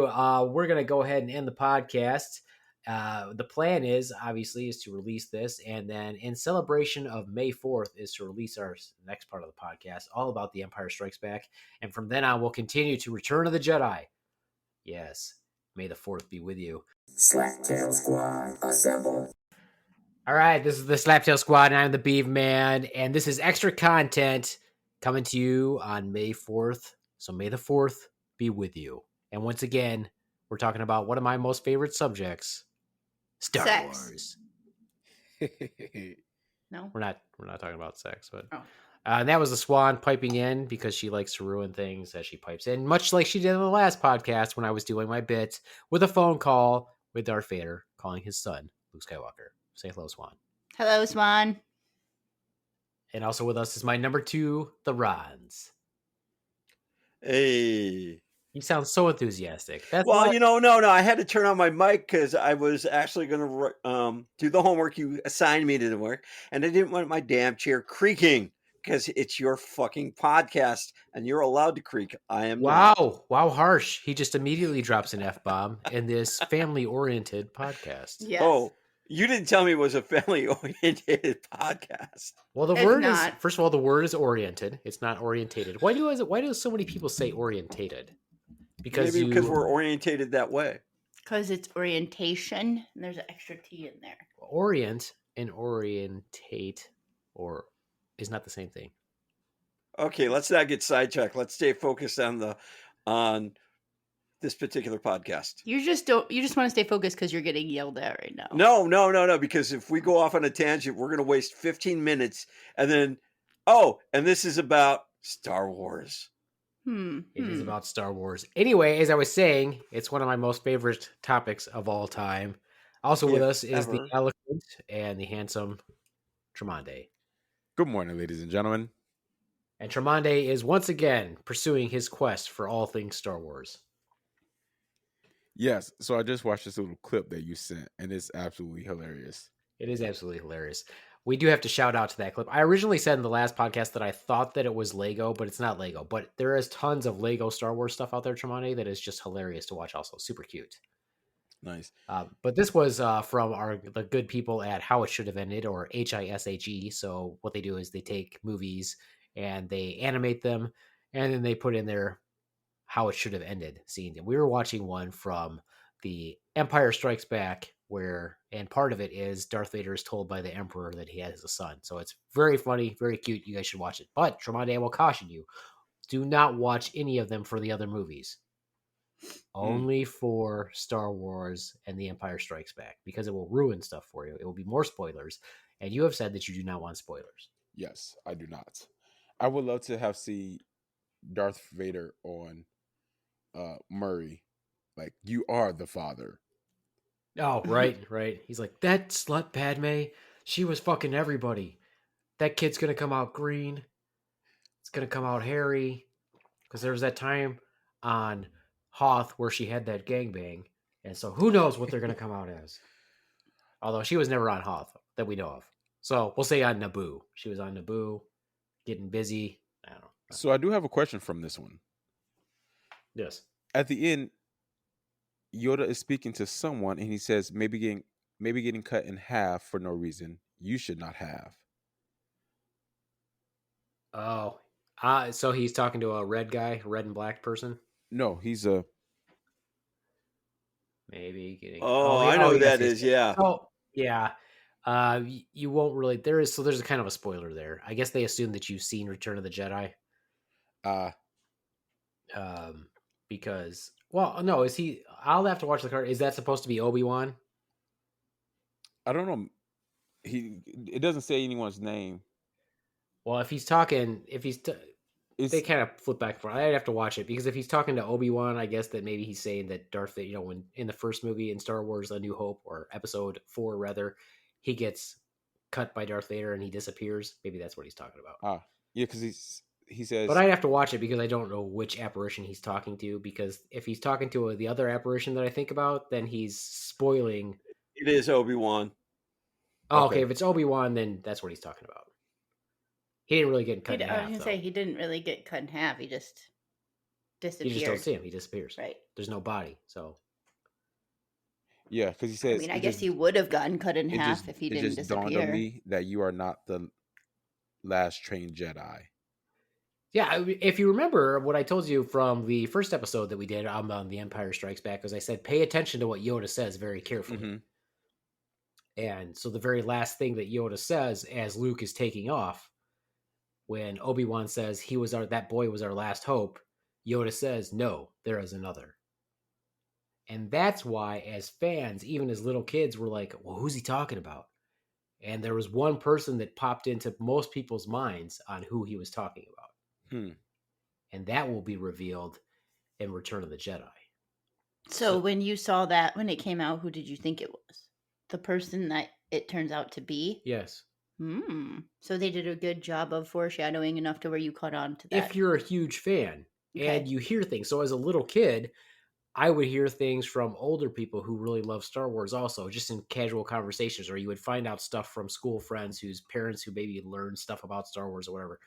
And I'll have to look this up, but I swear there was another book that came out very early on, either after Star Wars, before The Empire Strikes Back, or right after, that was like the Chronicles of Luke. It wasn't just the Star Wars book that came out, but there was other stuff, and it might have been fan favorite stuff that speculated on everything about how Darth Vader got fucked up. Because I was telling Swan this before episode 1, 2, and 3 came out, before The Phantom Menace, Attack of the Clones, and Revenge of the Sith, all those things, before those ever came out, we had to wait, 22 years before that one came out, the first one came out. And we knew all these things that had supposedly happened long before that. We just got confirmation in the movies. You see that Darth Vader's all fucked up. And he's wearing that suit because he got chopped up pretty good. But before those movies and before Return of the Jedi, I knew who fucked him up. And I don't know how I knew that. So somehow along the way, I learned that as a little kid. By using the Force. You were Hilarious. intuitive with the Force. You knew everything. Perhaps. Maybe there was some shared collective consciousness about all of these things among Star Wars fans. Do we see Darth Vader before he turns dark? Not in the first 3. You see him briefly. On the remastered cuts, technically you do. If you see the Disney or the remastered, they edited that, Ron's Return of the Jedi. Yeah, you've been mentioning that. I've only seen the original, so in the original, I don't want to spoil it. You do see Darth Vader before he's Darth Vader, or what he would have looked like aged, depending on what cut you see. The cut that you have that you borrowed from me, I'm not sure which apparition appears. You'd have to, after you watch it, you're going to have to tell us on the podcast. Okay. Because I'm not sure. That sucks. I told you they fucked with stuff. I don't really like that. That's not cool. Why do you think they did that? To make it just More why would they appealing mess to with the it? masses. Continuity. Yeah. Continuity. To make They're trying for continuity because, like I said, I would have to try to find the original. I'm sure I can find it on YouTube. But in the Empire Strikes Back, I don't remember Boba Fett talking, or if he did, he talked very little. But in this cut, the one that I just watched that's available on Disney for streaming, Boba Fett is talking, but it is the voice of the guy who plays Jango Fett and Boba Fett in the first 3 movies, Attack of the Clones, and in The Mandalorian. It's that guy's voice. Didn't he just pass away? No, you're not listening to what I said. You said the voice. From the guy who plays Boba Fett in the Clone Wars, Attack of the Clones, and The Mandalorian. That is not the same guy who was the original Boba Fett. My mistake. The original Boba Fett did just pass away, I think, within this past year. But that's not who plays him in The Mandalorian and Attack of the Clones and that sort of thing. Different guy, because he's younger, obviously. So, yeah, when they go in and screw with stuff like that, it's continuity, I'm assuming. They're trying to make all the characters related in some way. But to the old fans who've seen the originals, you're kind of like, why did they fucking do that? Can't they just leave it alone? But so it ties in with the new movies. It's tying in with the new characters. So, from a fan point of view, do you think it's necessary to go back and clean up the continuity line, or just keep it as is? He already answered that question. I know you answered that to a point. Then but why are you asking it again? To a point, I just answered that. I just let me finish my that question. Whole fucking question. Let me finish my question. Maybe ask the second part of your question. Maybe think about what you're going to ask and say, like, with the second part I'm going to ask this. It's like, I know you're a big Star Wars fan, but do you think it adds to the movie where there's an unexplained part, and they go, okay, they go back and they add something into it to explain that? Do you think that's necessary? No, because if that movie came out, Empire Strikes Back comes out in 1980, right? Okay. It is now 2021. Whoa. And we got The Mandalorian in what, 2019 is when The Mandalorian started, and but they didn't show Boba Fett appears there, and he has a voice. No one is going to sit there and go, well, you know what? 20 years ago, this guy had a different voice. Nobody's doing that. So why are you going back and changing? You know that they're old. By now, Boba Fett's an old guy. He was older when he started it. So it's not going to be the same voice. Mm-hmm. And The Mandalorian is supposed to take place right after the Empire falls. So it's supposed to be after Return of the Jedi. And Return of the Jedi came out in, what was it, 85, 86, something like that? Sure. So that it's not the same voice with their retro telling stories. It's not going to be the same person. Nobody's sitting there going, well, that guy's got a different voice. And like I said, I don't remember Boba Fett talking that much. And if it was, I think it was like a mechanical, like coming through a comm type voice. I don't know. I'd have to look at the old clips. Yeah, there's a point where I just thought about it, that they actually tried to do something, but it just didn't make sense. So when I remember it, I'll pipe in and mention it. But it's the same thing when they changed the ending of the apparitions that show up in Return of the Jedi. That's what I wanted to mention. Yeah, the apparitions. It doesn't need to be. What they did was they're showing what he would have looked like if he had died at that age. But they didn't do that, and that's not what Disney did. They went back to an old version. So you're like, seriously, what the fuck? So I don't want to ruin it for Tromondae. Well, it's like when, the final scene where who played the original Darth Vader outside his, the final this scene. Is why I just said I don't want to ruin it for Tromondae. Okay, fine. Because he's still alive in Empire. We're not in Return of the Jedi. I will look, see who played that character. I can't tell who that character is. That is Darth Vader without his helmet. Okay. So David Prowse. No, that's not David Prowse in the movie, though. You mean when they take his helmet off? Yeah. I don't know who plays that. Because he's at the end of the movie.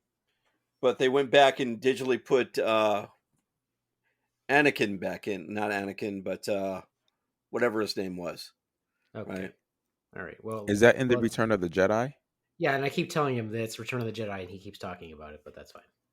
You're the one that said we're going to do spoilers, but okay, no, fine. But only if Tromondae asks. Okay. Remember what we just had this conversation. I said I was going to do that, and Tromondae said I don't want to do that. I want to watch it on my own. So now you're doing spoilers. So you're again not sticking with the plan. All right, I won't do any spoilers. You're right. I got extra content. So on this extra content, before Ron fucks up the extra content, while I'm trying to talk, this is what I wanted to do real quick, Tromondae. There's a period of time between Star Wars: A New Hope, Empire Strikes Back, Return of the Jedi, etc., etc. Do you ever wonder what happened with the what I consider like the three main characters between those time frames? So the three main characters that I am thinking about specifically is Darth Vader, Luke Skywalker, and Obi-Wan. So what happened to them in between these period of time? Something very important happens to Luke at the end of The Empire Strikes Back. He gets his hand lopped off. But that also happened to be the hand that was holding the lightsaber. We don't see the lightsaber again. What happened? The lightsaber's gone. Right. So a Jedi without a lightsaber is not a common thing.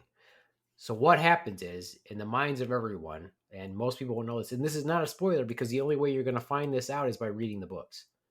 So I'm going to tell you what happens.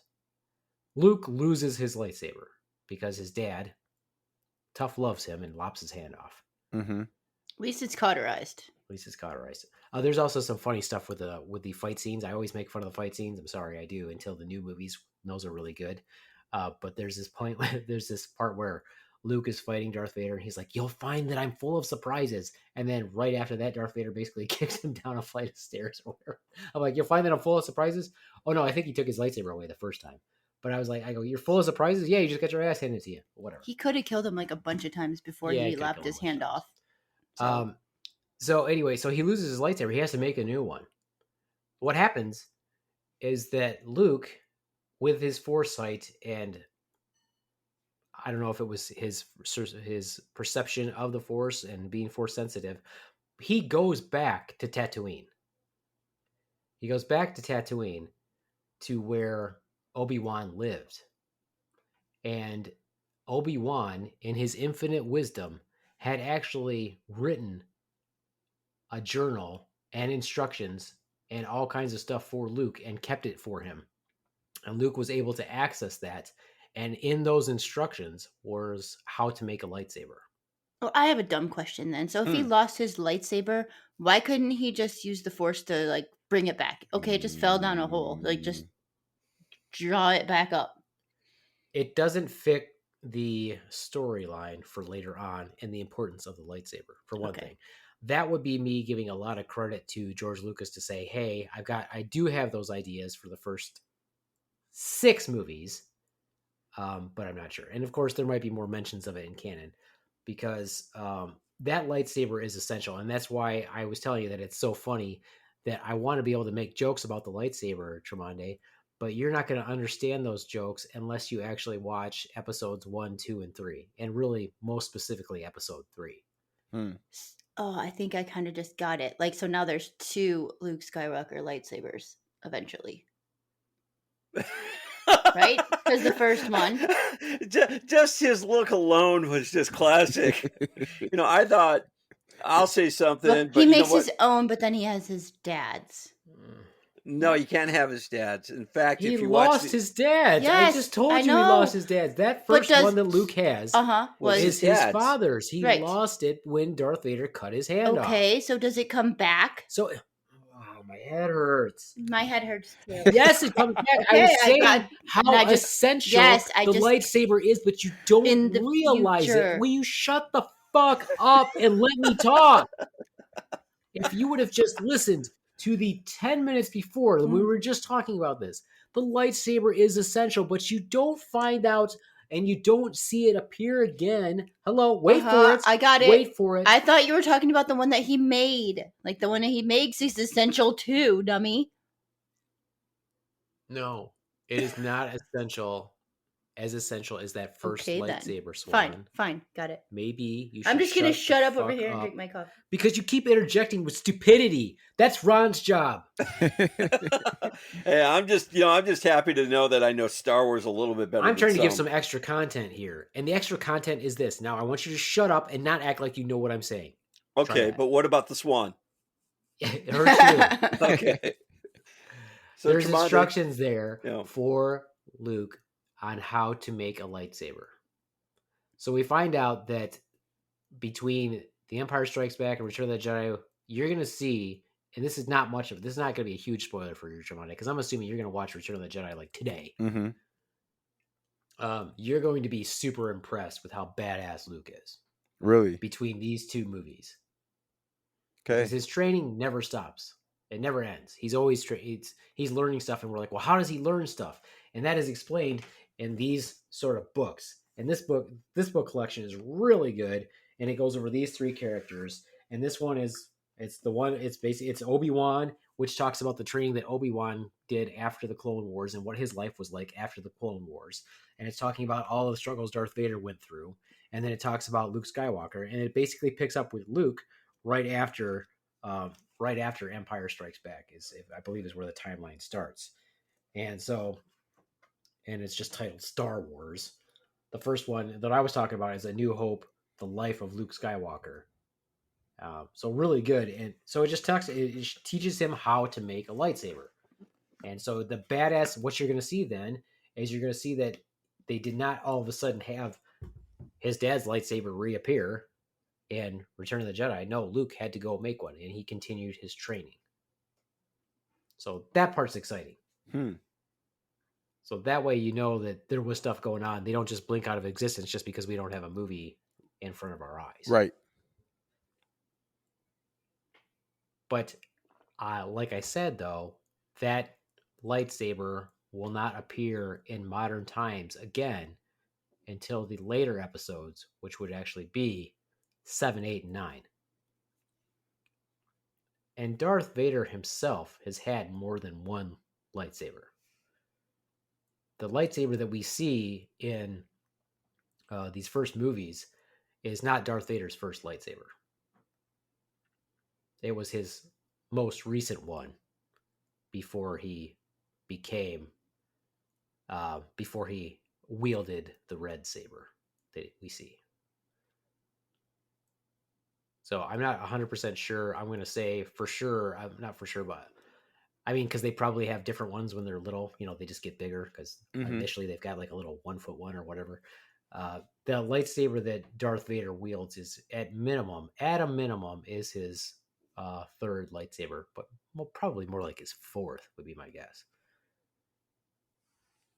But the one that we see is most likely his second, if not third, but his most primarily used one before he becomes the Sith Lord. Random question. Is there like a ceremony that takes place when one receives a lightsaber? Yeah, but it's kind of disgusting. It's kind of like a bukkake party. You're dumb. The Jedi are really kind of weird, and they're very ritualistic in that whole cult thing because they're not allowed to marry and they're not allowed to have sex. So that's their last. It's kind of like the Mormons who get that 1 year to go do whatever they want. Well, the Padawans are given a lightsaber at a very young age, and then I think if I'm wrong, I'm sure the Beaveman's going to yell at me.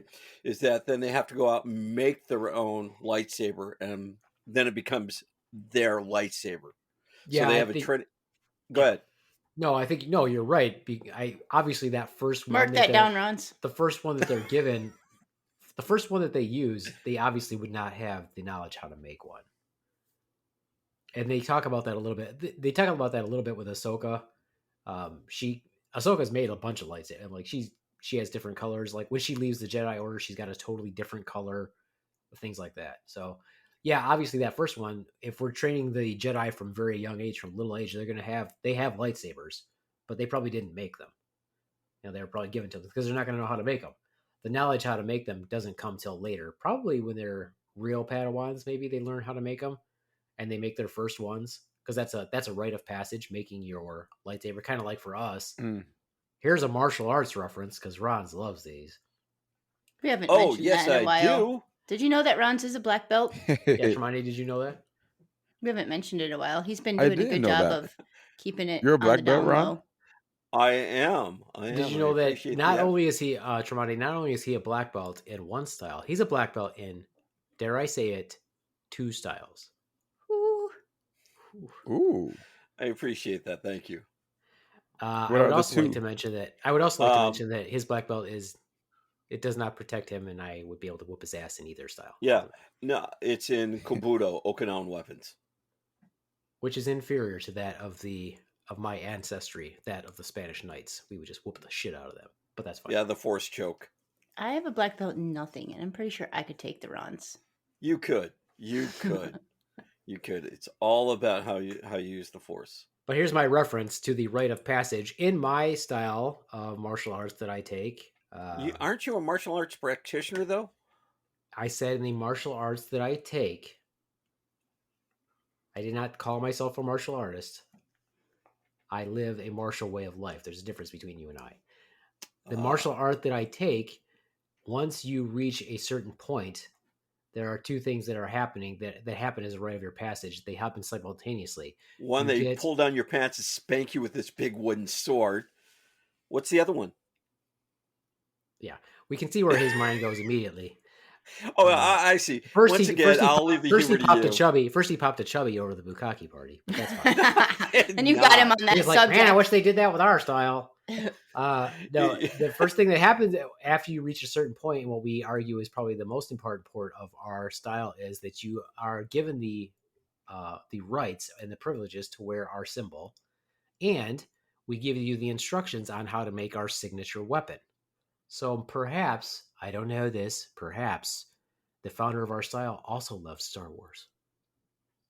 Maybe. And maybe that's why he did it. Who knows? It's probably actually it's the reverse. Actually, it's probably Star Wars actually took that tradition from some cultural perspective. Probably like maybe there's a ritual when the samurai gets his first sword. Well, if you go back throughout history, once again, George Lucas drawing on from history. Is that what I just said? Isn't that? Would you let me finish? He's just validating for you. Like we said, is that they had an apprentice. Aren't you just restating what I just said? Yes. Just they had kidding. an apprentice that they would train and help make the weapons and show them, and then of course then they would say, okay, now you go off and make your own, right? So once again, So wait a minute, are you trying to say that the samurai made their swords? you said European or Spanish, so I was going Yeah, they back didn't to make their shit, but they didn't make their shit. I said there's probably a ceremony when they get it. okay, I all was just right. telling about our stuff. Well, I don't think samurai made their swords. No, they got it from Amazon. Yeah, they didn't make their. Pretty sure they didn't make their swords. Yeah, but that's Prime kind of like shipping. military stuff too. Is maybe it teaches you to be one with your weapon. Like you have to learn how to take your shit apart and put it back together and be one with your weapon, right? Yeah, but we didn't Yeah. make them either. No, that's what I'm saying, but is there's- that's when you're talking about apprentices and masters and stuff like that. You to be a samurai, you were trained in the art of combat. You weren't trained to make swords. That was it in Japan. That's an actual. They take everything very importantly ritualistically. So if you're a swordsmith in Japan, you train a swordsmith apprentice there for years and years and years for them to make swords for samurai, not for them to wield okay. and be masters of the art of swordsmanship. That's not what their art is. Their art is making the sword, being a swordsmith. No, I don't think the samurai made their swords. I know they didn't. That was not what they were. That was not their art. Their art was wielding the sword. Mm-hmm. Okay. Thanks for that really long segue away from Star Wars rants. Damn You're it. the one that started You brought it, it not up. me. You brought up martial arts, and then that opened the door to No, runs. but I was going on with what he said is that, back to the Padawans, is that they were given a sword or something. And in reference to the Beaveman, training your the beginners, and then as you get further along, here is your symbol, and here is the weapons plan to make your own weapon. Yes, So that I was was just validating him. 5 minute I segue won't, away from Star Wars. I won't validate him anymore. Swan, you need to validate him. Tell me he's a big guy. Nice guy. As you delve into the mind of Darth Vader, now that Darth Vader realizes who Luke is, probably now he has to go through some existential growth between The Empire Strikes Back and Return of the Jedi. Now he must delve into the mind of Darth Vader and try to figure out what he's thinking. And all I can think that what Darth Vader is thinking, and I have to reread the book again, is probably how he's going to destroy the Emperor for the knowledge that he has found. If you remember, at the end of Empire Strikes Back, they're in the Millennium Falcon. Luke is recovering. He's all screwed up. He's sitting there, and Darth Vader reaches out to him again and says, "Son." And he says back to him, "Father." And he's trying to get him to come to him again. So you could see already that there's this growth, this personal growth with Darth Vader. And this is why I love Darth Vader. He's one of my most favorite characters. And this is why when you watch episodes 1, 2, and 3, when you finally get to those Tromondae, you might start to understand why I get angry about how they treated his character. I was okay with the growth that he goes through in Empire Strikes Back, and then when you see Return of the Jedi, but I was very upset on how they treated his character, or how they made his character and who he was in episodes 1, 2, and 3. So when he reaches out to talk to Luke, he becomes like less evil, maybe, or he's trying to be. He's like trying to reach out to him and be fatherly. He's trying to get him to come with him. Well, and this is something that the Jedi can't do. Again, this goes back to like, are the Sith all bad? The Jedi, if your master dies, quote unquote, if you're training with your master and you lose your master, they get killed or whatever, you're supposed to just be able to bounce back from that. Show no emotion as a Jedi. Okay. How is that better? How does that make you a better Jedi?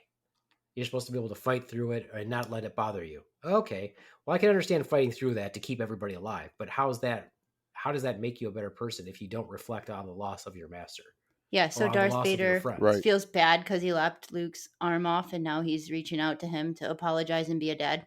I'm not saying that he feels bad that he lopped Luke's off his arm hand, not his arm. Hand, whatever. It's still attached to his arm. Can you take part of the? Can you take the hand without taking part of the arm? Yes. Philosophical question. The hand is the part of the arm, though. Ah. So if you lopped off the arm, you therefore lopped off the hand. Science! Ooh. Anyway. The only way Anyway. you could take the hand without taking the arm is if you took above the articulation of the radius and the ulna with the carpal bones of the hand. Yeah. Ooh. I just Wow. scienced your ass. I just scienced your ass. Anyway, Yep. That's the thing that I think about is what kind of growth was Darth Vader going on in between the years of The Empire Strikes Back and Return of the Jedi. So I'll actually have to look up the timeline on how many years have passed between those time frames for you, Tromondae, also. Okay. But I think that he underwent growth. And this goes back again to the Swan's question earlier and she didn't even finish her question. It was she wanted to know how was it that Luke was able to reach out with his mind and contact Leia? Because originally he called for help from Ben when he was hanging on that little beam or whatever from Cloud City. He called out to Obi-Wan, and Obi-Wan already said, you know what, dude? Much like that time in the first movie when I said, fuck this, I'm not doing it anymore, and raised my lightsaber. Because I helped your ass way too much. I'm 60 years old and I've never had pussy, and I don't care anymore. He said, I can't help you if you face Vader alone. If you go to face Vader now, I'm not going to help you. Which was a dick move. It's a dick move. But really, he was saying it because what the fuck was he going to do anyway? I'm an apparition. I can't help anyway. What the fuck am I going to do other than talk to you? What was I supposed to do? How am I supposed to help you? Hang in there, kid. And I'm going to show you this poster of this little kitten hanging also. So, yeah. So he called Leia when he was hanging there, and they turned the ship around to go get him because she could hear him. And your question to me was why? Yeah, how can he do that? Or, yeah, like... Is it because Leia is force sensitive? Is it because they have a connection in some way? Not necessarily, and yes. And the reason why I'll say not necessarily and yes is because I feel like he chose to call Leia and she was able to hear him. Not necessarily because of any sensitivity on her part, although she does have it. It's because that's who he chose to call. And I know this because when he was on Dagobah and he was concentrating and he was letting the force flow, he was able to see what was happening to his friends in the future, not just Leia. So I feel like if he wanted to, if Han wasn't frozen in carbonite, he could have called out to Han and Han would have heard him also. Oh, so yeah, that's why he didn't call him then, or maybe why. Yeah, that makes sense. Well, you could have called him, but the answer would have been I can't move. I'm in dial stone. Tone. Yeah, it would have been a busy signal. So could he have called Chewbacca too? Yes, but then Chewbacca might not have been able to communicate it because he talks Wookiee. Correct. But he reached out to Leia because Leia is the one that he thinks about most often. If you read the books, he has this special connection that he doesn't understand with her. And the rates are lower when you reach out. He's not sure if he's in love with Leia or what this connection is that he had. He's confused by his affections toward her. And that's his spelled out more in the books than it is in the movies. He's confused by his connection with her. So he reaches out to her because he's already established a connection by being able to see what was going on with them when he actually utilizes the Force. And that's how she was able to hear him. I also say that the reason why he could have called out to Han and Han would have known, just like Chewbacca, is because you remember Han goes out to save Luke when he's on Hoth. How the fuck did Han find him? He must have been calling for help and he heard it. He had to have sensed where Luke was. If anything, he just probably retraced his steps into where he was. He couldn't have retraced his steps because he got drug away by the Wampa to a cave. Yeah. He wasn't even near where the meteorite went down, and Han only knew what sector it went down in. What I'm saying is the only way that Han found Luke was because he could sense where he was, and he didn't realize it, and that wasn't articulated in words. So, because Luke was calling for help using the Force, because Han doesn't have the Force, but he could hear Luke's calls because Luke was calling for him, maybe? Yeah. Yep. Okay. If you think about it, right? If you're just think about it, let's take Casey Anthony killing her kid. Oh wow! Okay. Really? That went quick. Okay. It did. Yeah, that went dark. But I'm trying to prove a point to Roz, who's like, oh, he just had to scan the sector he was in. He had limited time before the night fell, before the storm was going to come in and kill them all, as evidenced by how fast the Tauntaun died. But Kaylee Anthony's body was found like less than a mile from her house. And they had hundreds of people searching for her. And couldn't find it for months. For months. So you've got somebody on an ice planet continuously covered by ice and snow during a storm, and Han probably only had like an hour or so to find him, and he found him. And Han wasn't the only one who went out. Han picked a sector like 7 or whatever, and what they don't show in the movie is there was another officer who said, I'll go out too, and he took like sector 12. So they didn't even know what exact sector Luke was in, and Han found him. So how I did he know. find him? Okay, you know what? I'm willing to concede you could be absolutely right, but Casey Anthony, come on. I was just Jeez. trying to prove a point with something that the audience would know and understand. Is like he had to cover it. Okay, it'd be the same as you. If you're on 2 acres of woods and you're just sitting there And you're you not dropped your moving, pocket watch. and How are you I going go to find it? Why don't you shut up? Because I that's wanna not even- interrupt. That's not even the example. You know what really kills me is What? I'm making an example that I know in my head. My and example Swan works too. thinks that her example It's is part of not- my is not only ADD. better, but it's Look, more that is as profound. evidenced And by not me only that, interrupting. she actually thinks that hers is the exact same one that I'm going to talk about. No, I'm talking Yeah. about a large person. And my example was the Ron's is on 2 acres of land, and he's not going to move, and he's just going to sit there. And I'm going to go out and try to find him as fast as I can in less than 2 hours. And Ron's is going to cover himself in leaves to simulate being covered by the snow on Hoth that continuously blows. But where would I lose my pocket watch at then, Swan? Way to go, Swan. Way to fucking ruin extra content, Tom. She didn't ruin it. She added to it. Because, Yeah, see? So now I got to go get a pocket watch to lose. All right. Maybe. So that's it for the extra content. May the 4th be with you all. So I'm so here's glad to a have bit of trivia, though. Here's Right, real quick. Ron's dragging Ron. it out. What was the original title for the Star Wars movie? And now you're a big Star Wars fan. I expect you to know this. something like The Adventures of Luke Starkiller. Oh, he nailed it. He nailed it. Adventures of Luke Starkiller. Yeah. I will have to delve in hard to find something you don't know. But what did I say originally when we started doing this? Shut the fuck up, Swan. Yeah, pretty much. I meant when we started the Empire, the whole Star Wars genre. I said I'm not a trivia expert. But you are a Star Wars fan. Right, but So that you doesn't would mean I know know that. everything about it. Being a You fan, would know knowing everything about it. But yeah. Anyway. And did you also know that there was original plans to make the hero a girl? I think you mentioned that. Yeah. It was also intended to be a standalone film, but it got so successful they, of course, made sequels and prequels. All right. So the next assignment or continuation of his adventure is for Tromondae to watch Return of the Jedi, and many of his questions will be answered.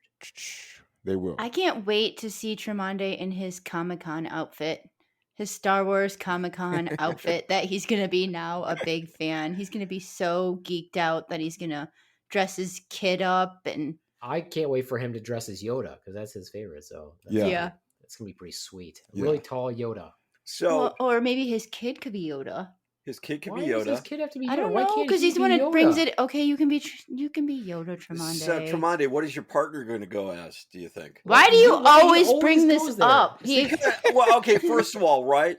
You've got your entire family into Star Wars. The daughter, Skylar, the Swan, everybody bleeds Star Wars. My family watches Star Wars. So, Tremonde, we've even suggested for Tremonde, if he gets married, a Star Wars theme. I think he we're- should. And then we're dressing up his daughter as Yoda. What about his partner? Let's No, you include said the that. daughter. You keep saying his daughter is Yoda. We said he could be Yoda. Why do Oh, you have to fair keep enough, just fair because enough, of but just because of his height? He's got to be Yoda. He can't be Yoda. Is that what you're saying? He could be Yoda, but That's we're heightist. always including family members and friends. So since Tremonde has a partner, I figured let's include him in this. Why are you so don't- interested? What I don't understand is why He's- are you so interested in his relationship? I'm He not. just wants to break him up so he can have him for himself. I know. He wants to be on Tremonde's shoulders, or he wants Tremonde Yep. on his He brings shoulders. up- He he wants brings to up be Tremonde's- below him. I mean, I Brings up don't even Tremonde's know. relationship every podcast. You know what? Not every podcast. So you know what? I will leave it alone. If you want me to, I will. But If Tremonde Tremonde doesn't- wants to entertain that relationship, he'll bring it up, Ron. well, I figured pretty much. If he's going to go to these Comic-Cons, he's going to bring his partner along, and I figure pretty much Why? would he be Not dressed up? everybody does that. Like they Not can have their everybody- own okay, individual so- things. Just Not because everybody's your just entire codependent. family does everything together. What? Okay, so when, let's say the Beaveman goes to Comic-Con, would you go with him? I don't necessarily. No, not So the answer is necessarily. yes, you No, would. not necessarily. Yes, you They've got would. no. They went to a Pokemon convention before, and I did not go. Were Like you that. working? Maybe, but that Okay. doesn't matter. It's not necessarily things that I had to do. We don't have I to. find it a waste of time to bring her to stuff that I feel like she's not interested in. How do you Yeah. know? She might have been Why interested would I in. waste my time and or waste money bringing her something that I don't? She feel might like have she's been There's interested a in. reason why there's movies that I watch without watching them with a Swami, because I'm like, why do I want to waste my time trying to enjoy something when she's not going to enjoy it? Or why do I want to talk about an analogy if I'm just going to get interrupted with her stupid thoughts? Okay, that part I understand. I really do. Well, okay, Tremondae, last question about it then. What would he go as? Probably Luke. I'm sorry, not Luke. Darth Vader. Okay. And from this point on, I will not mention that your partner. Oh, you can mention it because it brings up a good argument. So keep going. You doing And we it. know your secret love for Tremondae. I'm pretty sure Ron's is gay. Runs has gay undertones. He has a lot of gay. Tremondae. Could be. How's your gaydar? How's your Tremondae. gaydar with the Rons? Pretty good. You know, once his son brought up the ass plugs, Okay, yeah. that was like, yep, Open the door. open the door. No. Somebody- The back door. Somebody had to introduce him to it. No, nothing like that. I appreciate it though. Like, All I right. appreciate- you know, I Well, appreciate you know, it. hey, On that note, I appreciate everyone thinking that I might be gay. Tremondae, this is what's really fun for us, though. Obviously, as my young friend, my Padawan, if you will, aw. that I really enjoy introducing you to things that I find interesting. What I'm sad about is you never introduced me to anything except for your choir stuff. I can introduce you to some things. Because you know, I once can you introduce finish, you to ass plugs. whoa. I'm not sure how cultural that is. Well, you know, if it doesn't work out with his partner, you've got options. There he goes. There we He go mentioned again. it He's- again. Yeah, there you go. he- Look at the You're back at it, options. Ron. He's just putting it, keeping it open. He wants it open. He wants it. He wants us Fair in enough, there. Fair enough. Anyway, as I was saying, is once you've watched Return of the Jedi and we've discussed this, I'm not going to say, hey, you need to watch these other ones right away. You might want to take a break, suck it all in. But I would say that probably the next one I'm going to try to get you to watch is at least Indiana Jones and the Temple of Doom. Okay. Because I think that you will really like to see that. And you will see Harrison Ford, who is the star of that. So Han Solo is Indiana Jones. I like Indiana Jones. I like Nice. that storyline, and I think it's a good movie. And that's another one that has spurned off so many books. Oh my God, there's so many books about Indiana Jones and his adventures. And Comics spoiler and- alert, there are Star Wars references in one of the Indiana Jones movies. Well, there's some themes that are very, and I think I already mentioned that also in one of our first podcasts about when we did Star Wars, Yeah. when they were in the trash compactor. Yeah, but there are certain things from Star Wars in the Indiana Jones. Yeah, like the canon. trash compactor. No, it goes The beyond wall is that. closing in. Oh, there is something in, there's a bigger reference, but there's also references to the other movies inside the Indiana Jones. Also, Yeah. which is funny. Those are funny.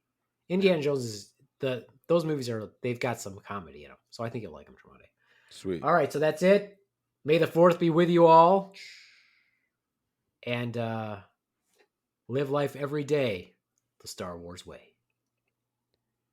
Deuces. Bye from the Swan. Hey, keeping it real. Adios, much fuckos. I got to say it last.